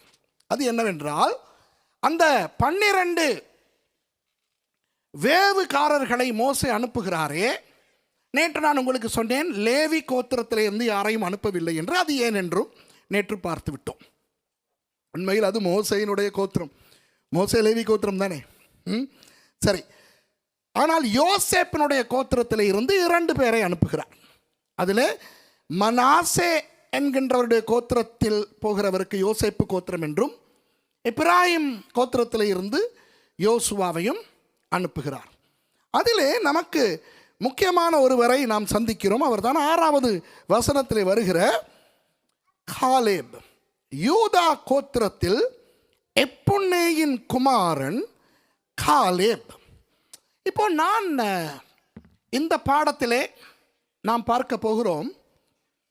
உங்களுக்கு எல்லாம் தெரிந்த ஒரு விஷயம், வாக்குத்தத்தம் பண்ணப்பட்ட தேசத்துக்குள் பிரவேசித்தது யோசுவாவும் காலேபும் மாத்திரம்தான். எகிப்தில் இருந்து புறப்பட்டவர்களில் யோசுவாவும் காலேபும் மாத்திரம்தான் அந்த வாக்குத்தத்தம் பண்ணப்பட்ட தேசத்துக்குள் போகிறார்கள். மற்ற அனைவருமே எகிப்திலிருந்து இவர்கள் வந்ததற்கு பிறகு வனாந்தரத்திலே பிறந்தவர்கள். இவற்றை குறித்து ஆறுதலாக நாளைக்கு விபரமாக நாம் பார்க்கலாம். ஆனால் மற்ற 10 பேரும் பிழையான தகவலை கொண்டு வந்து எந்த அளவுக்கு மக்களை குழப்பினார்கள் என்பதனை நாம் 14ஆம் அதிகாரத்திலே வாசிக்கலாம். 14வது அதிகாரத்திலே 1ஆம் வசனத்தில் இருந்து வாசித்து கொண்டு போங்கள் 5வது வசனம் வரைக்கும். அப்பொழுது சபையார் எல்லாரும் கூக்குரலிட்டு புலம்பினார்கள். ஜனங்கள் அன்றைய ராம் முழுவதும் அழுது கொண்டிருந்தார்கள். இஸ்ரவேல் புத்திரர் எல்லாரும் மோசேக்கும் ஆரோனுக்கும் விரோதமாக முறுமுறுத்தார்கள். சபையார் எல்லாரும் அவர்களை நோக்கி, எகிப்து தேசத்திலே செத்து போனோமானால் நலமாயிருக்கும், இந்த வனாந்தரத்திலே நாங்கள் செத்தாலும் நலம். இது அநேக கிறிஸ்தவர்கள் நினைக்கின்ற விதம் இப்படி. அவர்கள் ரட்சிக்கப்பட்ட ஆண்டவருக்குள்ளே வந்த பிறகு வருகின்ற பிரச்சனைகளுக்கு முகம் கொடுக்கும் பொழுது சில பேர் சொல்லுவதை நான் கேட்டிருக்கிறேன். இதை விட ரட்சிக்கப்படாமல் இருந்திருந்தால் நல்லது, இதை விட ஊழியத்துக்கு வந்திருக்காமல் இருந்தால் நல்லது. அந்த மாதிரியான ஒரு பின்மாற்றத்தை இவர்களுடைய மனங்களுக்குள் அந்த 10 பேரும் கொண்டு வந்து விட்டார்கள். 3வது வசனம். நாங்கள் பட்டயத்தால் மடியும் படிக்கும், எங்கள் பெண்ஜாதிகளும் பிள்ளைகளும் கொள்ளையாகும் படிக்கும் கர்த்தர் எங்களை இந்த தேசத்துக்கு கொண்டு வந்தது என்ன? எகிப்துக்கு திரும்பி போகிறதே எங்களுக்கு உத்தமம் அல்லவோ என்றார்கள். பின்பு அவர்கள், நாம் ஒரு தலைவனை ஏற்படுத்தி கொண்டு எகிப்துக்கு திரும்பி போவோம் வாருங்கள் என்று ஒருவரோடொருவர் சொல்லிக் கொண்டார்கள். இந்த ஆவி இன்றும் கிரியை செய்கிறது. எந்த ஆவி? தங்களுக்கு விருப்பமான தலைவர்களை தெரிவு செய்கின்ற ஆவி. அந்த ஆவியினால் தான் இன்றைக்கு அநேக சபைகள் உலகத்திலே உருவாகி இருக்கின்றன. நான் சொல்லுவதை தயவு செய்து தவறாய் எடுத்துக்கொள்ள வேண்டாம். நிறைய சபைகள் உருவாவது நல்லது. ஆண்டவர் சொன்னார் மத்தேயு 28, நீங்கள் போய் சகல ஜாதிகளையும் சீஷராக்கி பிதா குமாரன் பரிசுத்த ஆவியின் நாமத்தில் அவர்களுக்கு ஞானஸ்நானம் கொடுத்து நான் உங்களுக்கு கற்றுக்கொண்டவை எல்லாம் அவர்களுக்கு கற்றுக் கொடுங்கள் என்று. அப்போ சகல ஜாதிகளையும் சீஷராக்குவதற்கு நிறைய சபைகள் இருப்பது நல்லது. புதிய ஏற்பாட்டு காலத்தில் போல முழு எபேசு பட்டணத்துக்கும் ஒரு சபை, முழு கொரிந்து பட்டணத்துக்கும் ஒரு சபை, முழு கொலோசை பட்டணத்துக்கும் ஒரு சபை என்று இந்த காலத்திலே வைத்துக்கொள்ள முடியாது. அதை பற்றி நான் பேசவில்லை. ஆனால் இன்றைக்கு சில சபைகள் உருவாகுகிற விதம் பிழையான விதம். எப்படி என்றால், ஜனங்கள் தங்களுக்கு விருப்பமான தலைவர்களை ஏற்படுத்தி கொண்டு சபைகளை உருவாக்குகிறார்கள். புரிகிறதா? சபை என்பது கர்த்தர் உருவாக்க வேண்டும். இயேசு சொன்னார், இந்த கல்லின் மேல், பெட்ராவின் மேல் என் சபையை நான் கட்டுவேன் என்று. அப்போ இயேசுவானவர் ஒரு பட்டணத்தில் 1க்கு 100 சபைகள் வேண்டுமானாலும் தொடங்கலாம். கர்த்தர் ஊழியத்துக்கு அழைக்கின்றவர்கள் அந்த சபைகளை நடத்த வேண்டும். ஆகவே சபைகள் தொடங்குவது, நிறைய சபைகள் இருப்பது தவறான ஒன்று அல்ல. ஆனால் சில சபைகள் உருவாகுகிற விதம் தவறான விதமாக இருக்கிறது. மக்கள் தங்களுக்கு விருப்பமானவர்களை தங்களுக்கு இலகுவாய் வாழக்கூடிய விதத்தில் அமைத்து கொடுக்கின்ற சபைகளை உருவாக்கி கொண்டு போவது அந்த காலத்திலிருந்து வருகிற ஒரு தவறான ஆவியாய் இருக்கிறது. ஆகவே ஒரு சபையை பார்க்கும் பொழுது நீங்கள் மிகவும் கவனமாக இருக்க வேண்டும். இந்த சபை எப்படி தொடங்கியது, யார் தொடங்கியது, யார் மூலமாய் இந்த சபை நடத்தப்படுகிறது என்பதனை எல்லாம் நாம் பார்க்க வேண்டும். விசேஷமாக புதிய ஆத்துமாக்களை நாம் ஆதாயப்படுத்தி அவர்களை ஒரு சபைக்கு வழிநடத்தும் பொழுது சரியான சபைகளுக்கு நாம் அவர்களை அனுப்ப வேண்டும். மக்களுக்கு விருப்பமான தலைமைத்துவத்தை விருப்பமான விதத்தில் அமைத்துக் கொள்கின்ற சபைகளுக்கு மக்களை அனுப்பினால் அது பரலோகத்துக்கு கொண்டு போகாது, அது தவறான வழிகளுக்கு கொண்டு போகும். புரிகிறதா? அப்போ இவர்கள் எப்படிப்பட்ட ஒரு தலைவனை தெரிவு செய்கிறார்கள்? எங்களை எகிப்துக்கு திரும்பி கொண்டு போகக்கூடிய ஒரு, அதாவது நம்முடைய பழைய உலக வாழ்க்கைக்கு எங்களை கொண்டு போகக்கூடிய, எங்களுக்கு இஷ்டமான வாழ்க்கைக்கு எங்களை கொண்டு போகக்கூடிய ஒரு தலைமைத்துவத்தை தெரிவு செய்வோம் என்று அவர்கள் சொல்லிக் கொடுக்கிறார்கள். வாசிங்க. அப்பொழுது மோசேயும் ஆரோனும் இஸ்ரவேல் புத்திரரின் சபையாராகிய எல்லா கூட்டத்தாருக்கு முன்பாகவும் முகக்குப்புற விழுந்தார்கள். 6வது வசனம். தேசத்தை சுற்றி பார்த்தவர்களில் நூனின் குமாரனாகிய யோசுவாவும் எப்புன்னேயின் குமாரனாகிய காலேப்பும் தங்கள் வஸ்திரங்களை கிழித்து கொண்டு இஸ்ரவேல் புத்திரரின் சமஸ்த சபையையும் நோக்கி, நாங்கள் போய் சுற்றி பார்த்து சோதித்த தேசம் மகா நல்ல தேசம். கர்த்தர் நம்மேல் பிரியமாயிருந்தால் அந்த தேசத்திலே நம்மை கொண்டு போய் பாலும் தேனும் ஓடுகிற அந்த தேசத்தை நமக்கு கொடுப்பார். கர்த்தருக்கு விரோதமாக மாத்திரம் கலகம் பண்ணாதிருங்கள். அந்த தேசத்தின் ஜனங்களுக்கு நீங்கள் பயப்பட வேண்டியதில்லை. அவர்கள் நமக்கு இரையாவார்கள். அவர்களை காத்த நிழல் அவர்களை விட்டு விலகி போயிற்று. கர்த்தர் நம்மோடு இருக்கிறார். அவர்களுக்கு பயப்பட வேண்டியதில்லை என்றார்கள். அவர்கள் உண்மையிலேயே நேரடியாக போய் பார்த்து விட்டு வந்த 2 பேர் தானே இப்படி புலம்புகிறார்கள். 10 பேர் அவர்கள் பார்த்து விட்டு வந்து தான் அவர்கள் வேறு விதமாய் பயமுறுத்துகிறார்கள். ஆனால் அவர்களோடு போய் பார்த்து விட்டு வந்த இந்த 2 பேரும் புலம்பும் பொழுது பாருங்கள், இந்த ஜனங்கள் எவ்வளவு கேவலமாய் நடந்து கொள்கிறார்கள். 10வது வசனம். அப்பொழுது அவர்கள் மேல் கல்லறிய வேண்டுமென்று சபையார் எல்லாரும் சொன்னார்கள். உடனே கர்த்தருடைய மகிமை ஆசரிப்பு கூடாரத்தில் இஸ்ரவேல் புத்திரர் எல்லாருக்கும் முன்பாக காணப்பட்டது. ஒருவேளை அந்த நேரத்திலே கர்த்தருடைய மகிமை மாத்திரம் இறங்கி இருக்காவிட்டால் அத்தனை ஜனங்களும் மோசேயையும் ஆரோனையும் யோசுவாவையும் காலேபையும் கல்லெறிந்து கொலை செய்திருப்பார்கள். தேவன் இடைப்பட்டார். தேவனுக்கு பயங்கர கோபம் வந்தது. தொடர்ந்து நீங்கள் பிறகு வாசித்து பாருங்கள். ஆண்டவர் சொல்லுகிறார், நான் இவர்களை எல்லாம் அழிக்கப் போகிறேன் என்று. அப்போ மோசே மிகவும் பொறுமையாக ஆண்டவரிடத்தில் சொல்லுகிறார், ஆண்டவரே, இப்படி நீங்கள் இவர்களை அழித்து போட்டால் மற்றவர்களுக்கு தெரியாது இங்கே என்ன நடந்தது என்று. உங்களுடைய நாமத்தை கேவலப்படுத்துவார்கள். ஆகவே ப்ளீஸ் வேண்டாம் என்று மோசே இவர்களுக்காக ஜெபித்தபடியினால் ஆண்டவர் சொல்லுகிறார், சரி, நான் இவர்களை மன்னிக்கிறேன் என்று. 20வது வசனத்தில் இருந்து வாசியுங்கள். அப்பொழுது கர்த்தர், உன் வார்த்தையின்படியே மன்னித்தேன். பூமியெல்லாம் கர்த்தருடைய மகிமையினால் நிறைந்திருக்கும் என்று என்னுடைய ஜீவனை கொண்டு சொல்லுகிறேன். என் மகிமையையும் நான் எகிப்திலும் வனாந்தரத்திலும் செய்த என் அடையாளங்களையும் கண்டிருந்தும் என் சத்தத்துக்கு செவி கொடாமல் இதனோட 10 முறை என்னை பரீட்சை பார்த்த மனிதரில் ஒருவரும் அவர்கள் பிதாக்களுக்கு நான் ஆணையிட்டு கொடுத்த தேசத்தை காண மாட்டார்கள். எனக்கு கோபம் உண்டாக்கினவர்களில் ஒருவரும் அதை காண மாட்டார்கள். ஒருவரும் காண மாட்டார்கள். எகிப்திலிருந்து வந்தவர்கள், அதாவது யார்? 10 வாதைகளை கண்டவர்கள், செங்கடல் பிளந்ததை கண்டவர்கள், அக்கினி ஹொரைவிலே இறங்கினதை கண்டவர்கள், இவர்கள் யாருமே பிரவேசிக்க மாட்டார்கள். இப்போதான் ஒரு முக்கியமான விஷயத்துக்கு நான் உங்களை கூட்டிக் கொண்டு போகிறேன். அடுத்த வசனத்தை வாசியுங்கள். என்னுடைய தாசனாய காலேப் வேறே ஆவியை உடையவனாய் இருக்கிறபடியினாலும் உத்தமமாய் என்னை பின்பற்றி வந்தபடியினாலும் அவன் போய் வந்த தேசத்திலே அவனை சேர பண்ணுவேன். காலேபை நான் கொண்டு போவேன் என்கிறார். யோசுவாவையும் தான், யோசுவாவும் காலேபும் மாத்திரம்தான் உள்ளே போகிறார்கள். இப்போ காலேபை பற்றி நாம் ஒரு சில விஷயத்தை பார்க்க போகிறோம். இந்த இடத்துல காலேபை பற்றி ஆண்டவர் என்ன சொல்லுகிறார் என்று பாருங்கள். என்னுடைய தாசனாகிய காலேப்.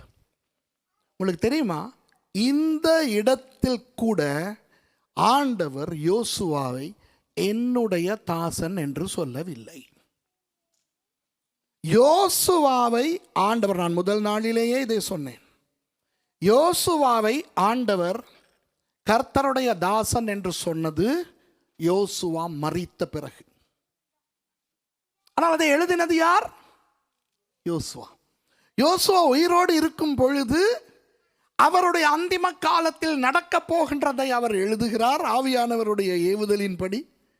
அதிலே அவர் 24ஆம் அதிகாரத்தில் உள்ளடக்கமானவற்றை எழுதுகிறார். கர்த்தருடைய தாசனாகிய யோசுவா மரித்தான் என்று. உயிரோடு இருக்கும் பொழுது கடைசி வரை யோசுவாவை கர்த்தருடைய தாசன் என்று கர்த்தரும் அழைக்கவில்லை, மோசேயும் அழைக்கவில்லை, யாருமே அழைக்கவில்லை.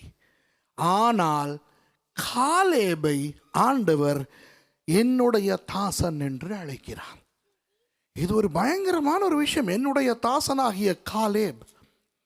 அன்பானவர்களே, இந்த யோசுவாவும் காலேபும் இந்த இரண்டு பேரும் யாரை அடையாளப்படுத்துகிறார்கள் என்று நான் உங்களுக்கு சொல்லிக் கொடுத்தால் இது ஒரு பயங்கரமான இறையியலாய் இருக்கிறது. உங்களுக்கு தெரியுமா, அடையாளங்கள், டைப்பாலஜி என்று சொல்லுவோம். அடையாளங்கள். நான் ஏற்கனவே அன்றைக்கு கூட சொன்னேன், ஆபேல் கொலை செய்யப்பட்டது ஒரு அடையாளம், அப்படிதானே? நோவாவின் பேழை ஒரு அடையாளம். இயேசுவே சொல்லுகிறார், அன்று எப்படி ஜனங்கள் பெண் கொண்டும் பெண் கொடுத்தும் புசித்தும் குடித்தும் வாழ்ந்தார்கள், அதுபோல கடைசி காலத்திலே வாழ்வார்கள். நோவாவின் பேழை எதற்கு அடையாளம்? கர்த்தராகிய இயேசு கிறிஸ்துவுக்கு அடையாளம். அந்த பேழையிலே ஏறினவர்கள், இயேசுவில் ஏறினவர்கள் காப்பாற்றப்படுவார்கள். ஆபிரகாம் யாருக்கு அடையாளம்? பிதாவாகிய தேவனுக்கு. ஈசாக்கு யாருக்கு அடையாளம்? இயேசுவுக்கு. அப்போ ஆபிரகாம் ஈசாக்கை பலி கொடுக்க போனது பிதா தனது ஒரே பேரான குமாரனை பலி கொடுத்ததுக்குரிய அடையாளம். இவையெல்லாம் அடையாளங்கள், டைப்பாலஜி. அந்த வகையில் அடையாளம் என்பது வார்த்தையால் அல்லாமல் செயல்களால் காண்பிக்கப்படும் தீர்க்க தரிசனம். அடையாளம் என்பது என்ன? டைப்பாலஜி என்றால் என்ன?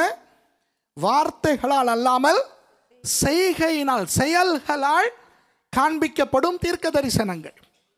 அப்போ யோசுவாவும் காலேபும் வாக்குத்தத்தம் பண்ணப்பட்ட தேசத்துக்குள் போவது ஒரு பயங்கர அடையாளம். அது என்னவென்று நான் உங்களுக்கு இப்போ காண்பிக்க போகிறேன்.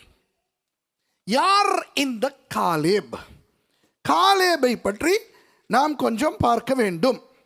சரி, காலேப் தேவனுடைய ஊழியக்காரர் என்று பார்க்கிறோம். அவருடைய அப்பாவின் பெயர் எப்புன்னே என்று பார்க்கிறோம். அவர்கள் யார் என்று நீங்கள் பார்க்க வேண்டுமானால் என்னாகமம் 32 அதிகாரம் 11 வசனத்தை வாசிக்க வேண்டும். என்னாகமம் 32 அதிகாரம் 11 வசனம் வாசிங்க. உத்தமமாய் என்னை பின்பற்றின கேனேசியனாகிய எப்புன்னேயின் குமாரன் காலேபும் நூனின் குமாரன் ஜோசுவாவும் தவிர. சரி, இந்த இடத்திலே எப்புன்னேயை குறித்த இன்னும் ஒரு விடயம் வருகிறது. அவர் யாராம்? கேனேசியனாம். இந்த கேனேசியர்கள் யார் என்று உங்களுக்கு தெரிய வேண்டுமானால் நாம் ஒரு வசனத்தை வாசிக்க வேண்டும். ஆதியாகமம் 15 அதிகாரத்துக்கு போங்கள். ஆதியாகமம் 15 அதிகாரத்திலே ஆண்டவர் ஆபிரகாமோடு பேசுகிறார். கவனிங்க, நல்லா கவனிங்க. இப்போ கேனேஸ் அல்லது கேனாஸ் என்ற பெயரிலே வேதத்திலே ஒரு சிலர் வந்திருக்கிறார்கள். அதிலே ஒருவர் ஏதோமியனான கேனாஸ். ஆனால் இவர்கள் ஏதோமியர்கள், கேனாசியர்கள் என்பவர்கள் ஏதோமியர்கள் என்று சில வேத அறிஞர்கள் சொல்லுகிறார்கள். நான் அதை ஏற்றுக்கொள்ளவில்லை. ஏனென்றால் ஏதோமியர்கள் யாருடைய வம்சம்? ஏசாவின் வம்சம். ஏசா யார்? ஈசாக்குக்கும் மகன் ஆபிரகாமுக்கு பேரன். அப்போ ஆபிரகாமனுடைய காலத்திலே கேனாசியர்கள் இருக்க வழி இல்லை. அவர்கள் ஏதோமியர்கள் என்றால் ஏதோமியர்களிலும் கேனாஸ் என்ற பெயருடையவன் ஒருவன் வந்ததும் அந்த பெயரையுடைய ஒரு வம்சம் வந்ததும் உண்மை. ஆனால் இங்கு நாம் பார்க்கும் இந்த கேனாசியர்கள் ஏதோமியர்களோ ஏசாவின் வழி வந்தவர்களோ அல்ல. இவர்கள் ஆபிரகாம் காலத்திலேயே கானான் தேசத்திலே வாழ்ந்தவர்கள். அதற்கு சான்றாக இதோ இந்த ஊர் பட்டியல், இன ஜாதி பட்டியலை வாசிப்போம்.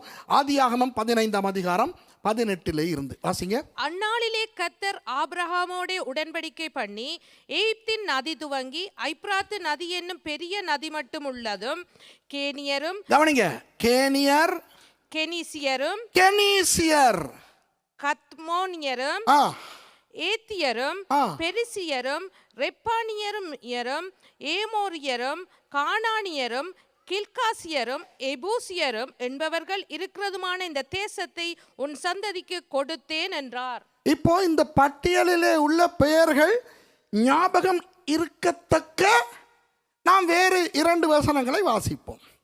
யாத்ராகமம் 3 அதிகாரம் 8 வசனத்தை வாசிப்போம். இது ஆபிரகாமுக்கு பேசினது. ஆண்டவர் ஆபிரகாமுக்கு ஆதியாகமம் 15 பேசினது தான் வாசித்தோம். அவர்களை இப்போ மோசேக்கு ஆண்டவர் சொல்லுகிறார், அவர்களை எய்த்தியரின் கைக்கு விடுதலையாக்கவும் அவர்களை அந்த தேசத்திலிருந்து நீக்கி கானானியரும் ஏத்தியரும் எமோரியரும் பெரிசியரும் ஏவியரும் எபூசியரும் இருக்கிற இடமாகிய பாலும் தேனும் ஓடுகிற நலமும் விசாலவுமான தேசத்தில் கொண்டு போய் சேர்க்கவும் இறங்கினேன். கவனிங்கள், இங்கே ஒரு பெயர் பட்டியல் வருகிறது. ஆதியாகமம் 15 ஒரு பெயர் பட்டியல் வந்தது. ஆதியாகமம் 15 குறிப்பிடப்பட்ட ஒரு சில பெயர்கள் இந்த பட்டியலிலே இல்லை. யோசுவா 3 அதிகாரத்துக்கு போங்கள், 10வது வசனத்தை வாசியுங்கள். பின்பு யோசுவா ஜீவனுள்ள தேவன் உங்கள் நடுவிலே இருக்கிறார் என்பதையும் அவர் கானானியரையும் ஏத்தியரையும் ஏவியரையும் பெரிசியரையும் கிர்காசியரையும் எமோரியரையும் எபூசியரையும் உங்களுக்கு முன்பாக துரத்தி விடுவார் என்பதையும் நீங்கள் அறிந்து கொள்வதற்கு அடையாளமாக. அதாவது நன்றாய் கவனியுங்கள், ஆண்டவர் ஆபிரகாமோடு பேசும்போது கேனியர் கெனீசியர் என்ற பெயர்களையும் மொழிகிறார். ஆனால் மோசேயோடு பேசும் பொழுது கேனியர்களையும் காணோம், கெனீசியர்களையும் காணோம். யோசுவா அதை உறுதிப்படுத்தும் பொழுது அங்கேயும் அந்த கேனியர்கள் வேண்டாம், கெனீசியர்களை காணவில்லை. என்ன நடந்தது? கெனீசியர்கள் என்ற ஒரு கூட்டம் ஆபிரகாம் காலத்தில் இருந்தார்கள், மோசே காலத்தில் இருக்கவில்லை. ஓகேயா? ஹலோ, இப்போ கவனிங்க கவனிங்க கவனிங்க. ஆதியாகமம் 15:18 கெனீசியர்கள் இருந்தார்கள் என்று வேதம் சொல்லுகிறது, அப்படித்தானே? அதே ஆண்டவர், ஆபிரகாமோடு பேசின அதே ஆண்டவர் தான் இப்போ மோசையோடு யாத்ராகமம் 3 பேசுகிறார்.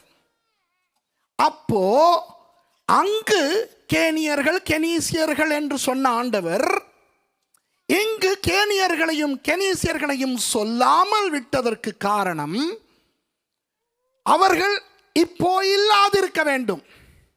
புரிகிறதா? அவர்கள் இருந்திருந்தால் அவர்களையும் அவர்கள் வாழுகிற தேசம் என்று ஆண்டவர் சொல்லியிருக்க வேண்டும் அல்லவா? சரி, அது ஆண்டவர் பேசினது. இப்போ யோசுவா பேசுகிறார், யோசுவா 3 அதிகாரத்திலே. அப்போ யோசுவாவுக்கு தெரிந்திருந்தால் கேனியர்கள் இங்கே இருக்கிறார்கள் என்று, ஏவியர் எபூசியர் பட்டியலை சொல்லுகிறவர்கள் ஏன் கேனியர்கள் என்றும் சொல்லவில்லை? அப்போ ஆதியாகமம் 15 அதிகாரத்திலே இருந்த கேனியர்கள் யாத்ராகமம் 3 அதிகாரத்தின் போது இல்லாமல் போனது எப்படி? அவர்களுக்கு என்ன நடந்தது? யார் அவர்கள்? அவர்களும் புறஜாதியார். ஆமாவா இல்லையா? ஆபிரகாம் காலத்தில் ஆபிரகாமுக்கு ஆண்டவர் என்ன சொல்லுகிறார்? அவர்கள் வாழுகிற இந்த தேசம், கேனியர்கள் புறஜாதியார், கெனீசியர்கள் புறஜாதியார். ஆனால் இதோ நான் உங்களுக்கு ஒரு சம்பவத்தை சொல்லுகிறேன், அப்புறம் வசனத்தின்படி பார்ப்போம் அந்த சம்பவம் உண்மையா என்று. மறுபடி போவோம் யோசேப்பின் சம்பவத்துக்கு. யோசேப்பு பார்வோனுடைய சொப்பனத்தை விளங்கப்படுத்துகிறார் அல்லவா? நேற்று பார்த்தோமே. அப்புறம் முதல் 7 வருஷங்களும் செல்வ செழிப்பாய் இருக்க போகிறது என்று அவர் சொன்னார்.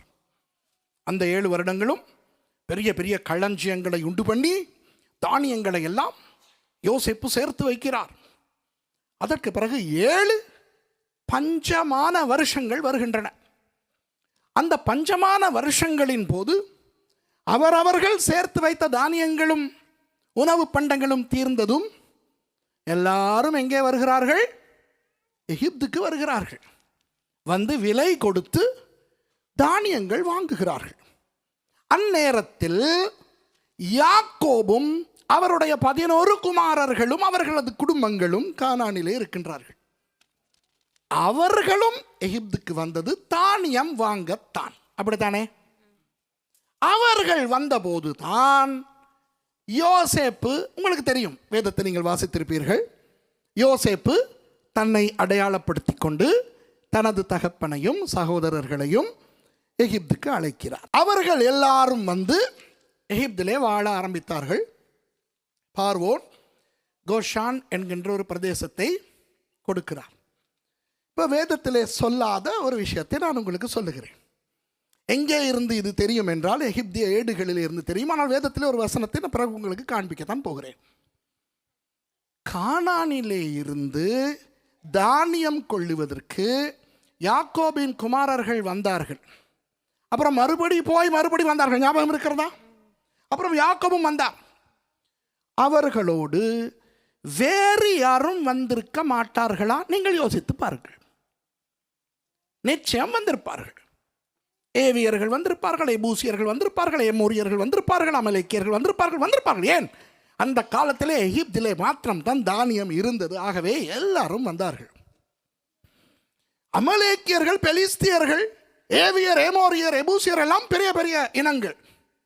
கேனியர், கெனீசியர் என்பவர்கள் சின்ன சின்ன கூட்டங்கள்.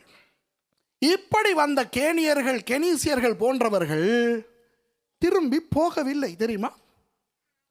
அவர்களும் கோஷானிலே இருந்து விட்டார்கள். இப்போ நான் சொன்னது இது வாழ்க்கையிலே முதல் தடவையாக கேட்கிறோம் என்று சொல்லுகிற கையை தூக்குங்கள் பார்க்கலாம். பயப்படாதீர்கள். நான் வசனத்திலிருந்து உங்களுக்கு ஒரு விஷயத்தை காட்டத்தான் போகிறேன். அப்படி வந்தவர்கள் எல்லாருமே திரும்பி போகவில்லை.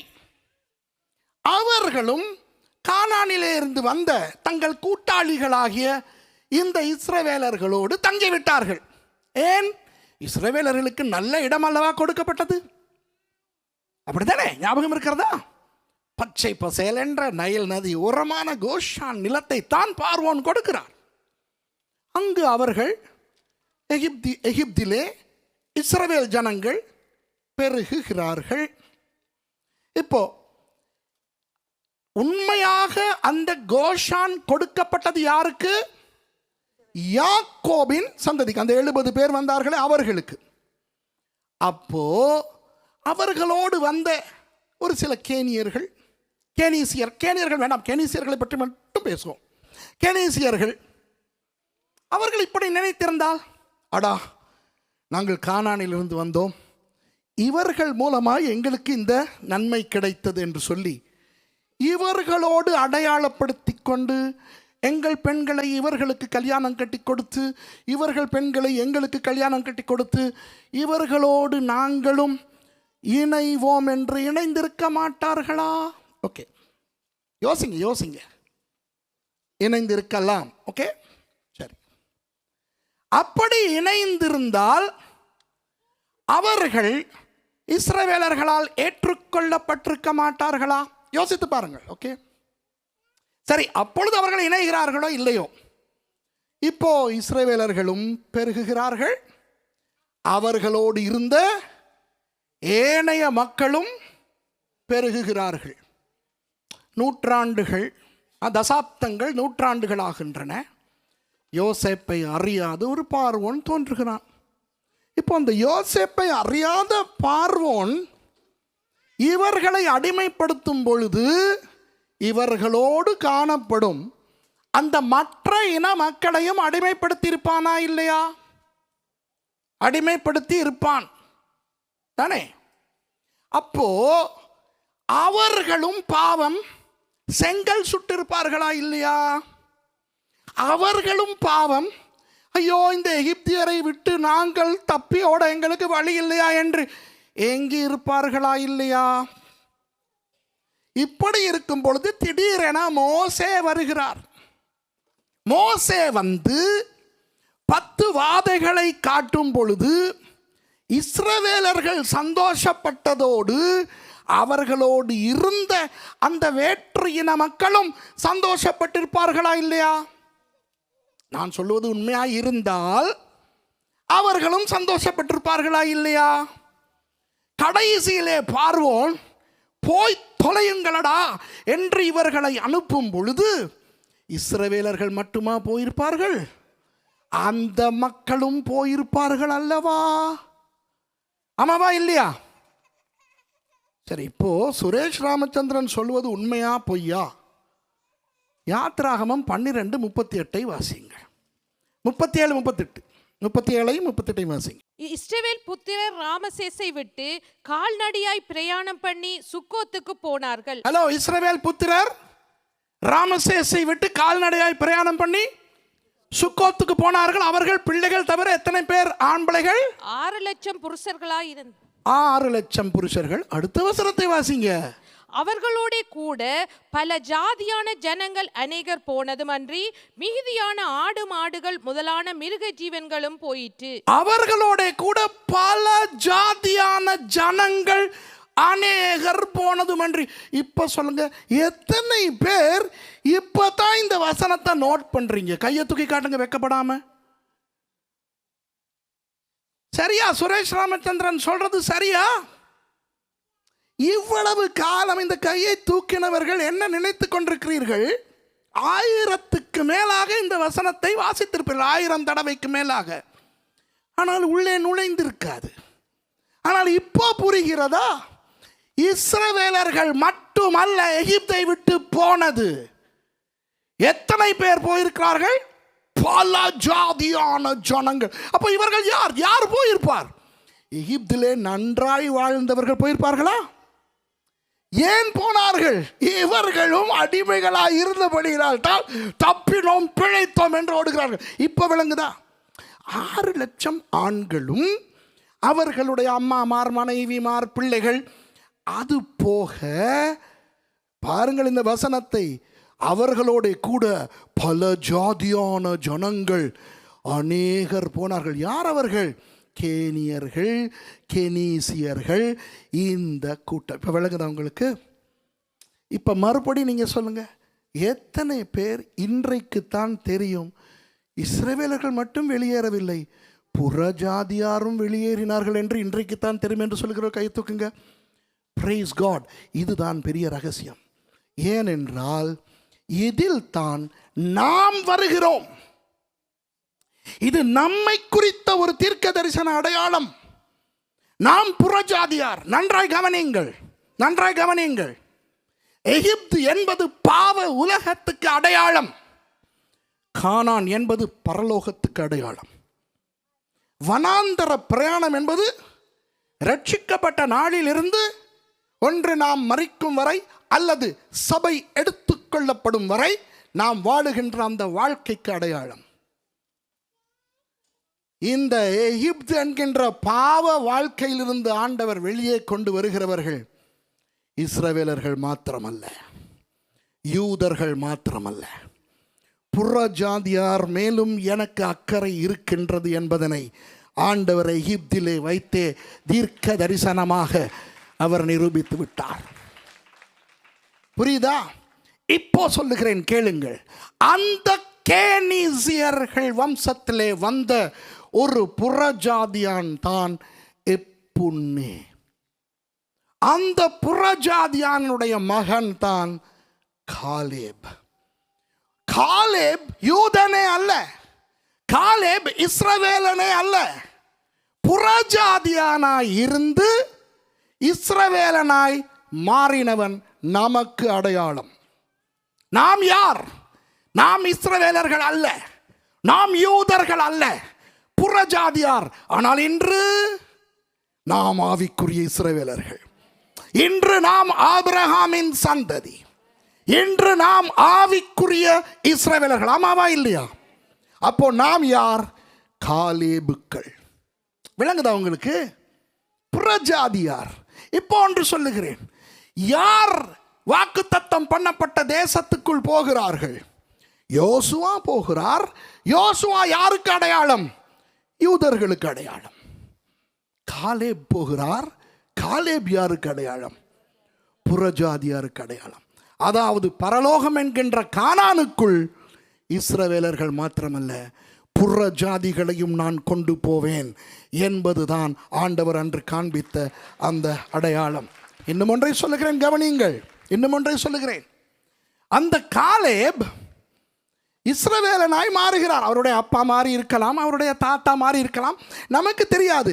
கேனீசியர்கள் கானானுக்குள்ளே வாழவே இல்லை, அவர்கள் போயே விட்டார்கள். ஆமாவா இல்லையா? கேனியர்கள், கேனீசியர்கள் இவர்கள் கானானுக்குள்ளே இருந்திருந்தாலும், ஒருவன் இருந்திருந்தாலும் ஆண்டவர் யாத்திராகமம் 3 யோசுவா 3 அதை சொல்லி இருப்பார்.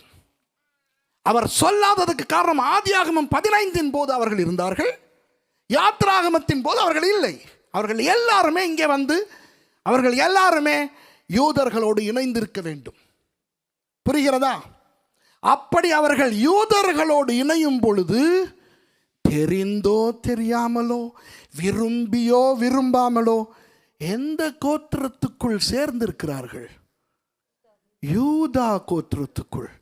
புறஜாதிகளாகிய நாம் இன்று யார் மூலமாய் இஸ்ரவேலர்களாய் மாற்றப்பட்டிருக்கிறோம்? யூதா கோத்திரத்து ராஜ சிங்கமாகிய இயேசு கிறிஸ்து எனும் தாவீதின் குமாரன் மூலமாக. அப்போ இன்று நமக்கு இஸ்ரவேலர்கள் தான் நாம் லேவி கோத்திரம் அல்ல. நமது ஆசாரியத்துவம் நாம் ஆசாரியர்களாக இருக்கிறோம். நமது பிரதான ஆசாரியர் லேவியரே கிடையாது. அவருடைய ஆசாரியத்துவம் மெல்கிசேதேக்கினுடைய ஆசாரியத்துவம். நமது ஆசாரியத்துவம் லேவி கோத்திரத்து ஆசாரியத்துவம் அல்ல, இயேசு கிறிஸ்துவனுடைய ஆசாரியத்துவம். ஆனால் நாம் அனைவரும் ராஜரீக ஆசாரியர்கள், ராஜ கோத்திரத்தை சேர்ந்தவர்கள். அது எந்த கோத்திரம்? யூதா கோத்திரம். காலேப் யூதா கோத்திரத்தின் ஒரு பிரபு. இன்று நாம் யார்? யூதா கோத்திரத்துக்குள் சேர்க்கப்பட்ட அகதிகளா? யோசிங்க. நாம் புறஜாதியார், நாம் நிஜமான இஸ்ரவேலர்கள் அல்ல. அதற்காக இன்று நாம் ஆவிக்குரிய இஸ்ரவேலர்களாய் மாறி இருப்பது அகதிகளாகவா ராஜாக்களாகவா? அக்கிரமங்களிலும் பாவங்களிலும் மரித்து போயிருந்த உங்களை எழுப்பி அவரோடே உட்கார வைத்திருக்கிறார். காலேபுக்கு அன்று கிடைத்த அந்த மகிமை ஆண்டவர் நமக்கு கொடுத்திருக்கிறார். ஆமென். இந்த ரகசியம் உங்களுக்கு நேரம் இருக்குமானால் யூடியூபிலே நாய் என்ற தலைப்பிலே ஒரு பிரசங்கம் செய்திருக்கிறேன்.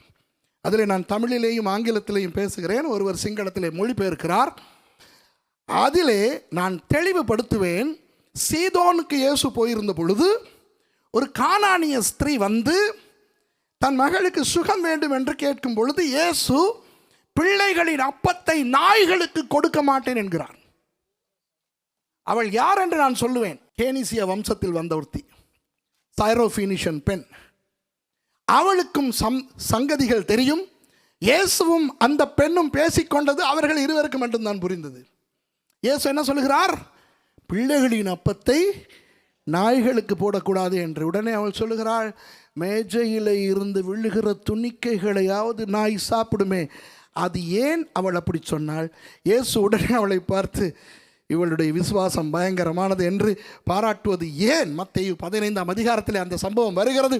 அதை குறித்து நான் விளக்கப்படுத்தியிருப்பேன். காலேபினுடைய வம்சத்திலே வந்த ஒரு சைரோபீனிஷியன் பெண். அந்த பெண் சில நேரம் நமக்கு இந்த சரித்திரங்கள் தெரியாவிட்டால் சில விஷயங்கள் ஏன் நடக்கின்றன என்று நமக்கு தெரியாது. இயேசு கேவலப்படுத்துவது போல இருக்கும் அந்த இடத்துல. இல்லை, அது ஒரு பயங்கரமான ஆசீர்வாதம். ஆகவே நாம் எல்லாரும் யார்? காலேபுக்கள். காலேப் என்றால் நாய். நாய் என்றால் உடனே அதை கேவலமாக நினைக்கக்கூடாது. நாய் நன்றியுள்ள மிருகம். நாய் பாதுகாக்கிற மிருகம்.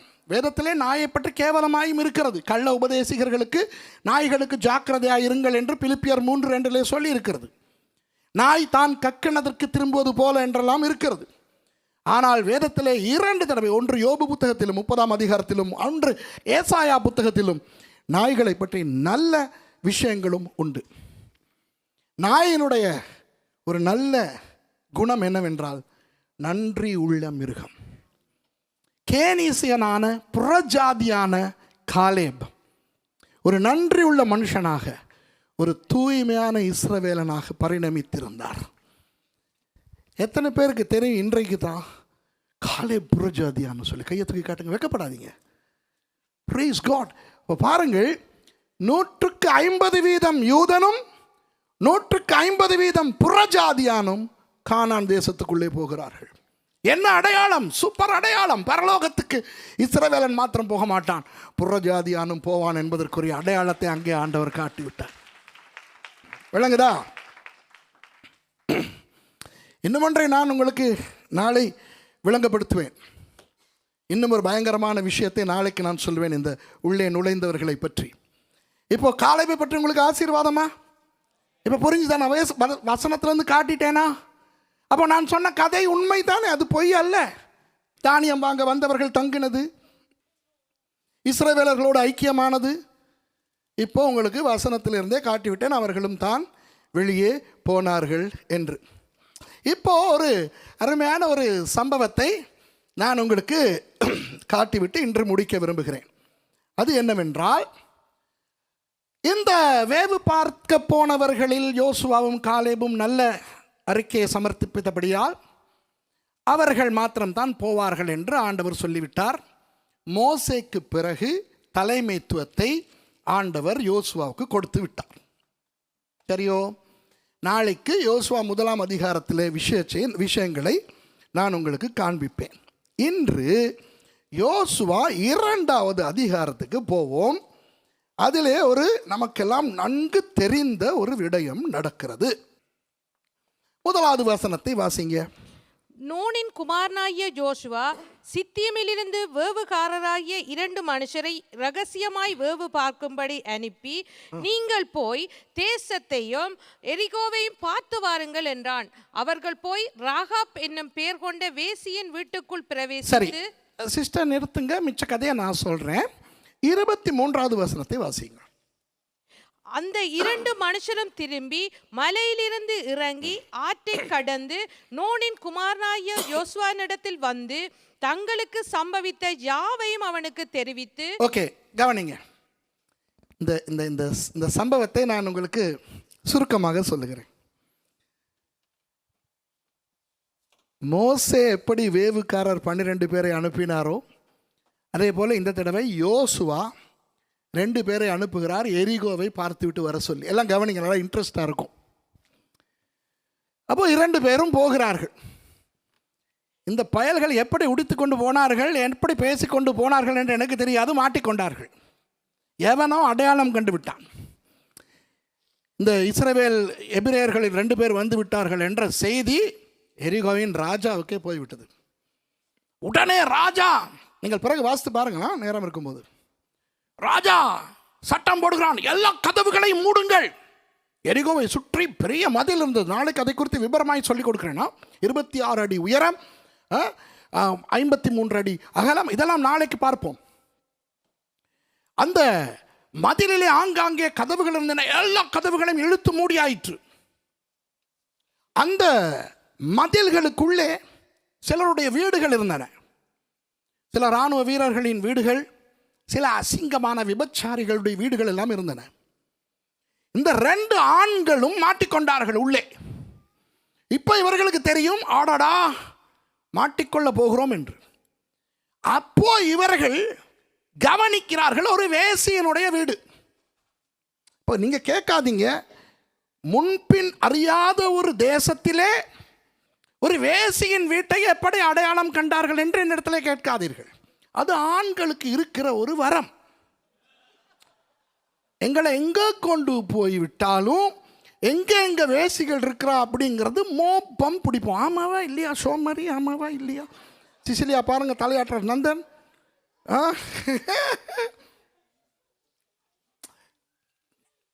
தெரியும், ஒரு சிலதுகளை பார்த்தா தெரியும், இது அந்த மாதிரின்னு தெரியும். இந்த 2 பேரும் கவனித்தார்கள், ஒரு வேசியின் வீடு இருக்கிறது. ஒரு ஆண், அவன் எந்த நாட்டை சேர்ந்தவனாக இருந்தாலும் எந்த நேரத்தில் வேண்டுமானாலும் ஒரு வீட்டுக்குள் நுழைய முடியும் என்றால் அது ஒரு வேசியின் வீடு. பாஸ்போர்ட் கேட்க மாட்டாங்க, ஐடென்டிட்டி கார்டு கேட்க மாட்டாங்க. விளங்குதா உங்களுக்கு? நேர உள்ள புகுந்துடலாம். இவர்கள் உள்ளே புகுந்து விட்டார்கள். அங்கே இருந்த வேசியின் பெயர் என்ன? ராகாப். ராகாப் ஆரம்பத்தில் நினைக்கிறாள், வெளிநாட்டு கஸ்டமர்கள், ஃபாரின் கஸ்டமர்ஸ். ஆனால் அப்புறம் தான் கண்டுபிடிக்கிறாள் இவர்கள் எபிரேயர்கள் என்று. நான் சில கானானிய ஏடுகளில் இருந்து கண்டுபிடித்த ஒரு விஷயத்தை சொல்லுகிறேன், கவனிங்கள். இந்த சம்பவம் நடக்கும் பொழுது ராகாபுக்கு சுமார் 50 வயது. அவள் ஒரு விபச்சார குடும்பத்திலே பிறந்தவள்.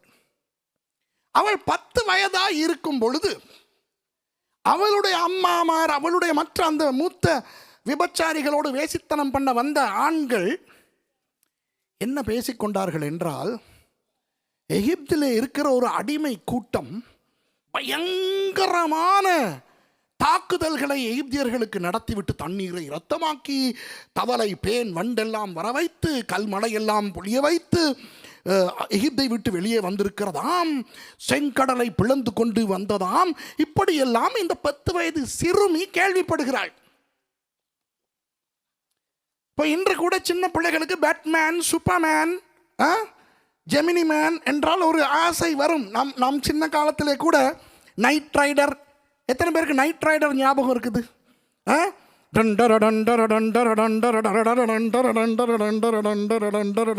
அம்மா எப்படி Starsky and Hutch, Knight Rider, Charlie's Angels, Gemini Man, இதெல்லாம் முந்தி பைத்தியம் இல்லை நாங்கள்.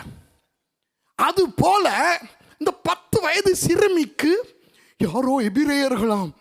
ஐயோ, இந்த சிறுமிக்கு அவர்களை குறித்த ஒரு அந்த ஹீரோக்கள் அப்படி ஒரு உணர்வு இவளுக்கு வந்து விட்டது. அவ்வப்போது இந்த வீட்டுக்கு வருகின்ற ஒவ்வொருவருடைய கதைகளில் அந்த மக்களை குறித்து கேள்விப்பட்டு இவளுக்கு அவர்களை பார்க்க ஒரு ஆசை. இப்போ சமீப காலமாக இங்கே உள்ள நம் ராஜாவிலிருந்து எல்லாரும் அரண்டு போயிருக்கிறார்கள். அந்த கூட்டம் பக்கத்துக்கு வந்து விட்டதாம். ஆகவே எல்லாரும் அரண்டு போயிருக்கிறார்கள். இந்த ராகாப் இப்பொழுது 50 வயதுடைய பெண். இவளுக்கு அந்த சின்ன வயதிலிருந்து வந்த ஆர்வ மிகுதியால் அவளுக்கு இவர்களை பார்க்க ஒரு ஆசை, அவர்கள் மேல் ஒரு ஆசை. திடீரென 2 பேர் உள்ளே வருகிறார்கள். பார்த்தால் அந்த ஜனங்கள் இவளுக்கு பெரிய இன்பம். பாஷை தெரியாது, இவளுக்கு எபிரேய மொழி தெரியாது, அவர்களுக்கு கானானியர்களுடைய மொழி தெரியாது. ஆனால் ஏதோ ஒரு சைகை வாயிலாக கண்டுபிடித்து விட்டால் இவர்கள் அவர்கள் என்று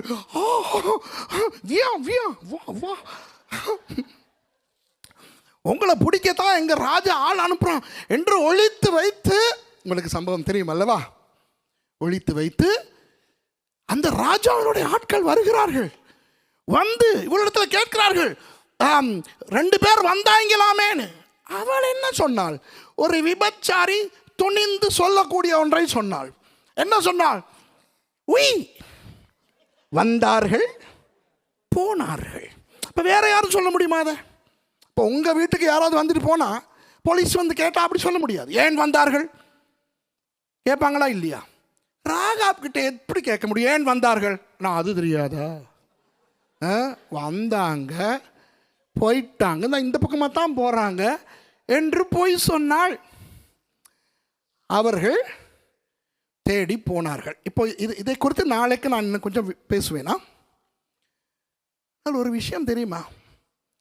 இந்த நான் வாசிக்க சொன்ன அந்த வசனங்களை பாருங்களா, நான் வாசிக்க சொன்ன வசனங்களை பாருங்கள். 2வது அதிகாரம் 1வது வசனம் வாசிங்கம்மா திருப்பி. நூனின் குமாரனாகிய யோசுவா சித்தீமிலிருந்து வேவுகாரராகிய 2 மனுஷரை. ஹலோ கவனிங்க, இப்போ மோசே இறந்து போய்விட்டார், இப்போ யோசுவா தான் தலைவர். யாத்திராகமம் 17ஆம் அதிகாரத்தில் யோசுவாவை எப்படி அறிமுகமாகிறோம்? யோசுவா, அப்படித்தானே? இப்போ இவர் தான் தலைவர். ஒன்று மோசேயின் ஊழியக்காரனாகிய யோசுவா என்று சொல்லியிருக்கலாம், அல்லது சும்மா யோசுவா என்று சொல்லியிருக்கலாம். 3ஆம் அதிகாரத்தில் பாருங்கள், 3ஆம் அதிகாரம் 1ஆம் வசனத்தில் என்ன இருக்குன்னு பாருங்க. அதிகாலமே யோசுவா எழுந்திருந்த. அவ்வளவுதான், அதிகாலமே யோசுவா எழுந்து. நூனின் குமாரனாகிய யோசுவா என்று வருகிறதா? இல்லை. மோசேயின் ஊழியக்காரனாகிய யோசுவா என்று வருகிறதா? இல்லை. ஆனால் 1வது அதிகாரத்திலே மோசேயின் ஊழியக்காரனாகிய கர்த்தருடைய தாசனாகிய மோசே மரித்த பின்பு கர்த்தர் மோசேயின் ஊழியக்காரனான நூனின் குமாரன் என்று சொல்லுகிறார். கவனிக்கிறீங்களா? 1ஆம் அதிகாரத்திலே மோசேயின் ஊழியக்காரனாகிய யோசுவா என்று சொல்லுகிறார். 3ஆம் அதிகாரத்திலே சும்மா யோசுவா அதிகாலையில் எழும்பி என்று சொல்லுகிறார். ஆனால் 2வது அதிகாரத்திலே மாத்திரம் ஏன் நூனின் குமாரனாகிய யோசுவா என்று சொல்ல வேண்டும்? நியாயமான கேள்விதானே? சரி, 2 பேரை அனுப்புகிறார்களாம், இவர்கள் போகிறார்கள். எல்லாம் முடிந்து வந்து இவர்கள் யோசுவாவுக்கு அறிக்கையை சமர்ப்பிக்கிறார்கள். அப்பொழுது 23ஆம் வசனம் என்ன சொல்லுகிறது வாசிங்க. அந்த 2 மனுஷரும் திரும்பி மலையிலிருந்து இறங்கி ஆற்றை கடந்து நூனின் குமாரனாகிய யோசுவாவினிடத்தில் வந்து. ஹலோ, ஏன் நூனின் குமாரனாகிய யோசுவாவினிடத்தில் வந்து? சும்மா யோசுவான் இடத்திலிருந்து வந்து என்று சொல்லியிருந்தால் எங்களுக்கு புரிந்திருக்காதா? இல்லை, மோசேயின் ஊழியக்காரனாகிய யோசுவான் இடத்திலிருந்து சொன்னால் அழகாக இருந்திருக்காதா? ஏன் இந்த 2வது அதிகாரத்திலே அந்த சம்பவத்தை தொடங்கும் பொழுதும் நூனின் குமாரன் என்று சொல்ல வேண்டும், அந்த சம்பவம் முடியும் போதும் நூனின் குமாரன் என்று சொல்ல வேண்டும்? சொல்லவா ஏன்ட்டு? பொய்க்கு பிதா யார் சொல்லுங்க? பிசாசு. உள்ளே என்ன நடக்கிறது? எரிகோவிலே பொய் நடக்கிறது. கவனிங்க, ஒரு வேசி என்றால் அந்த வேசி யாருடைய ஆள்? பிசாசுடைய ஆள். வேசி பிசாசுடையவள். அந்த வேசி பொய் சொல்லுகிறாள். பொய்க்கு பிதா பிசாசு. அந்த பிசாசு தான் எரிகோவின் ராஜா மூலமாக அந்த 2 பேரையும் பிடிக்க ஆட்களை அனுப்புகிறான்.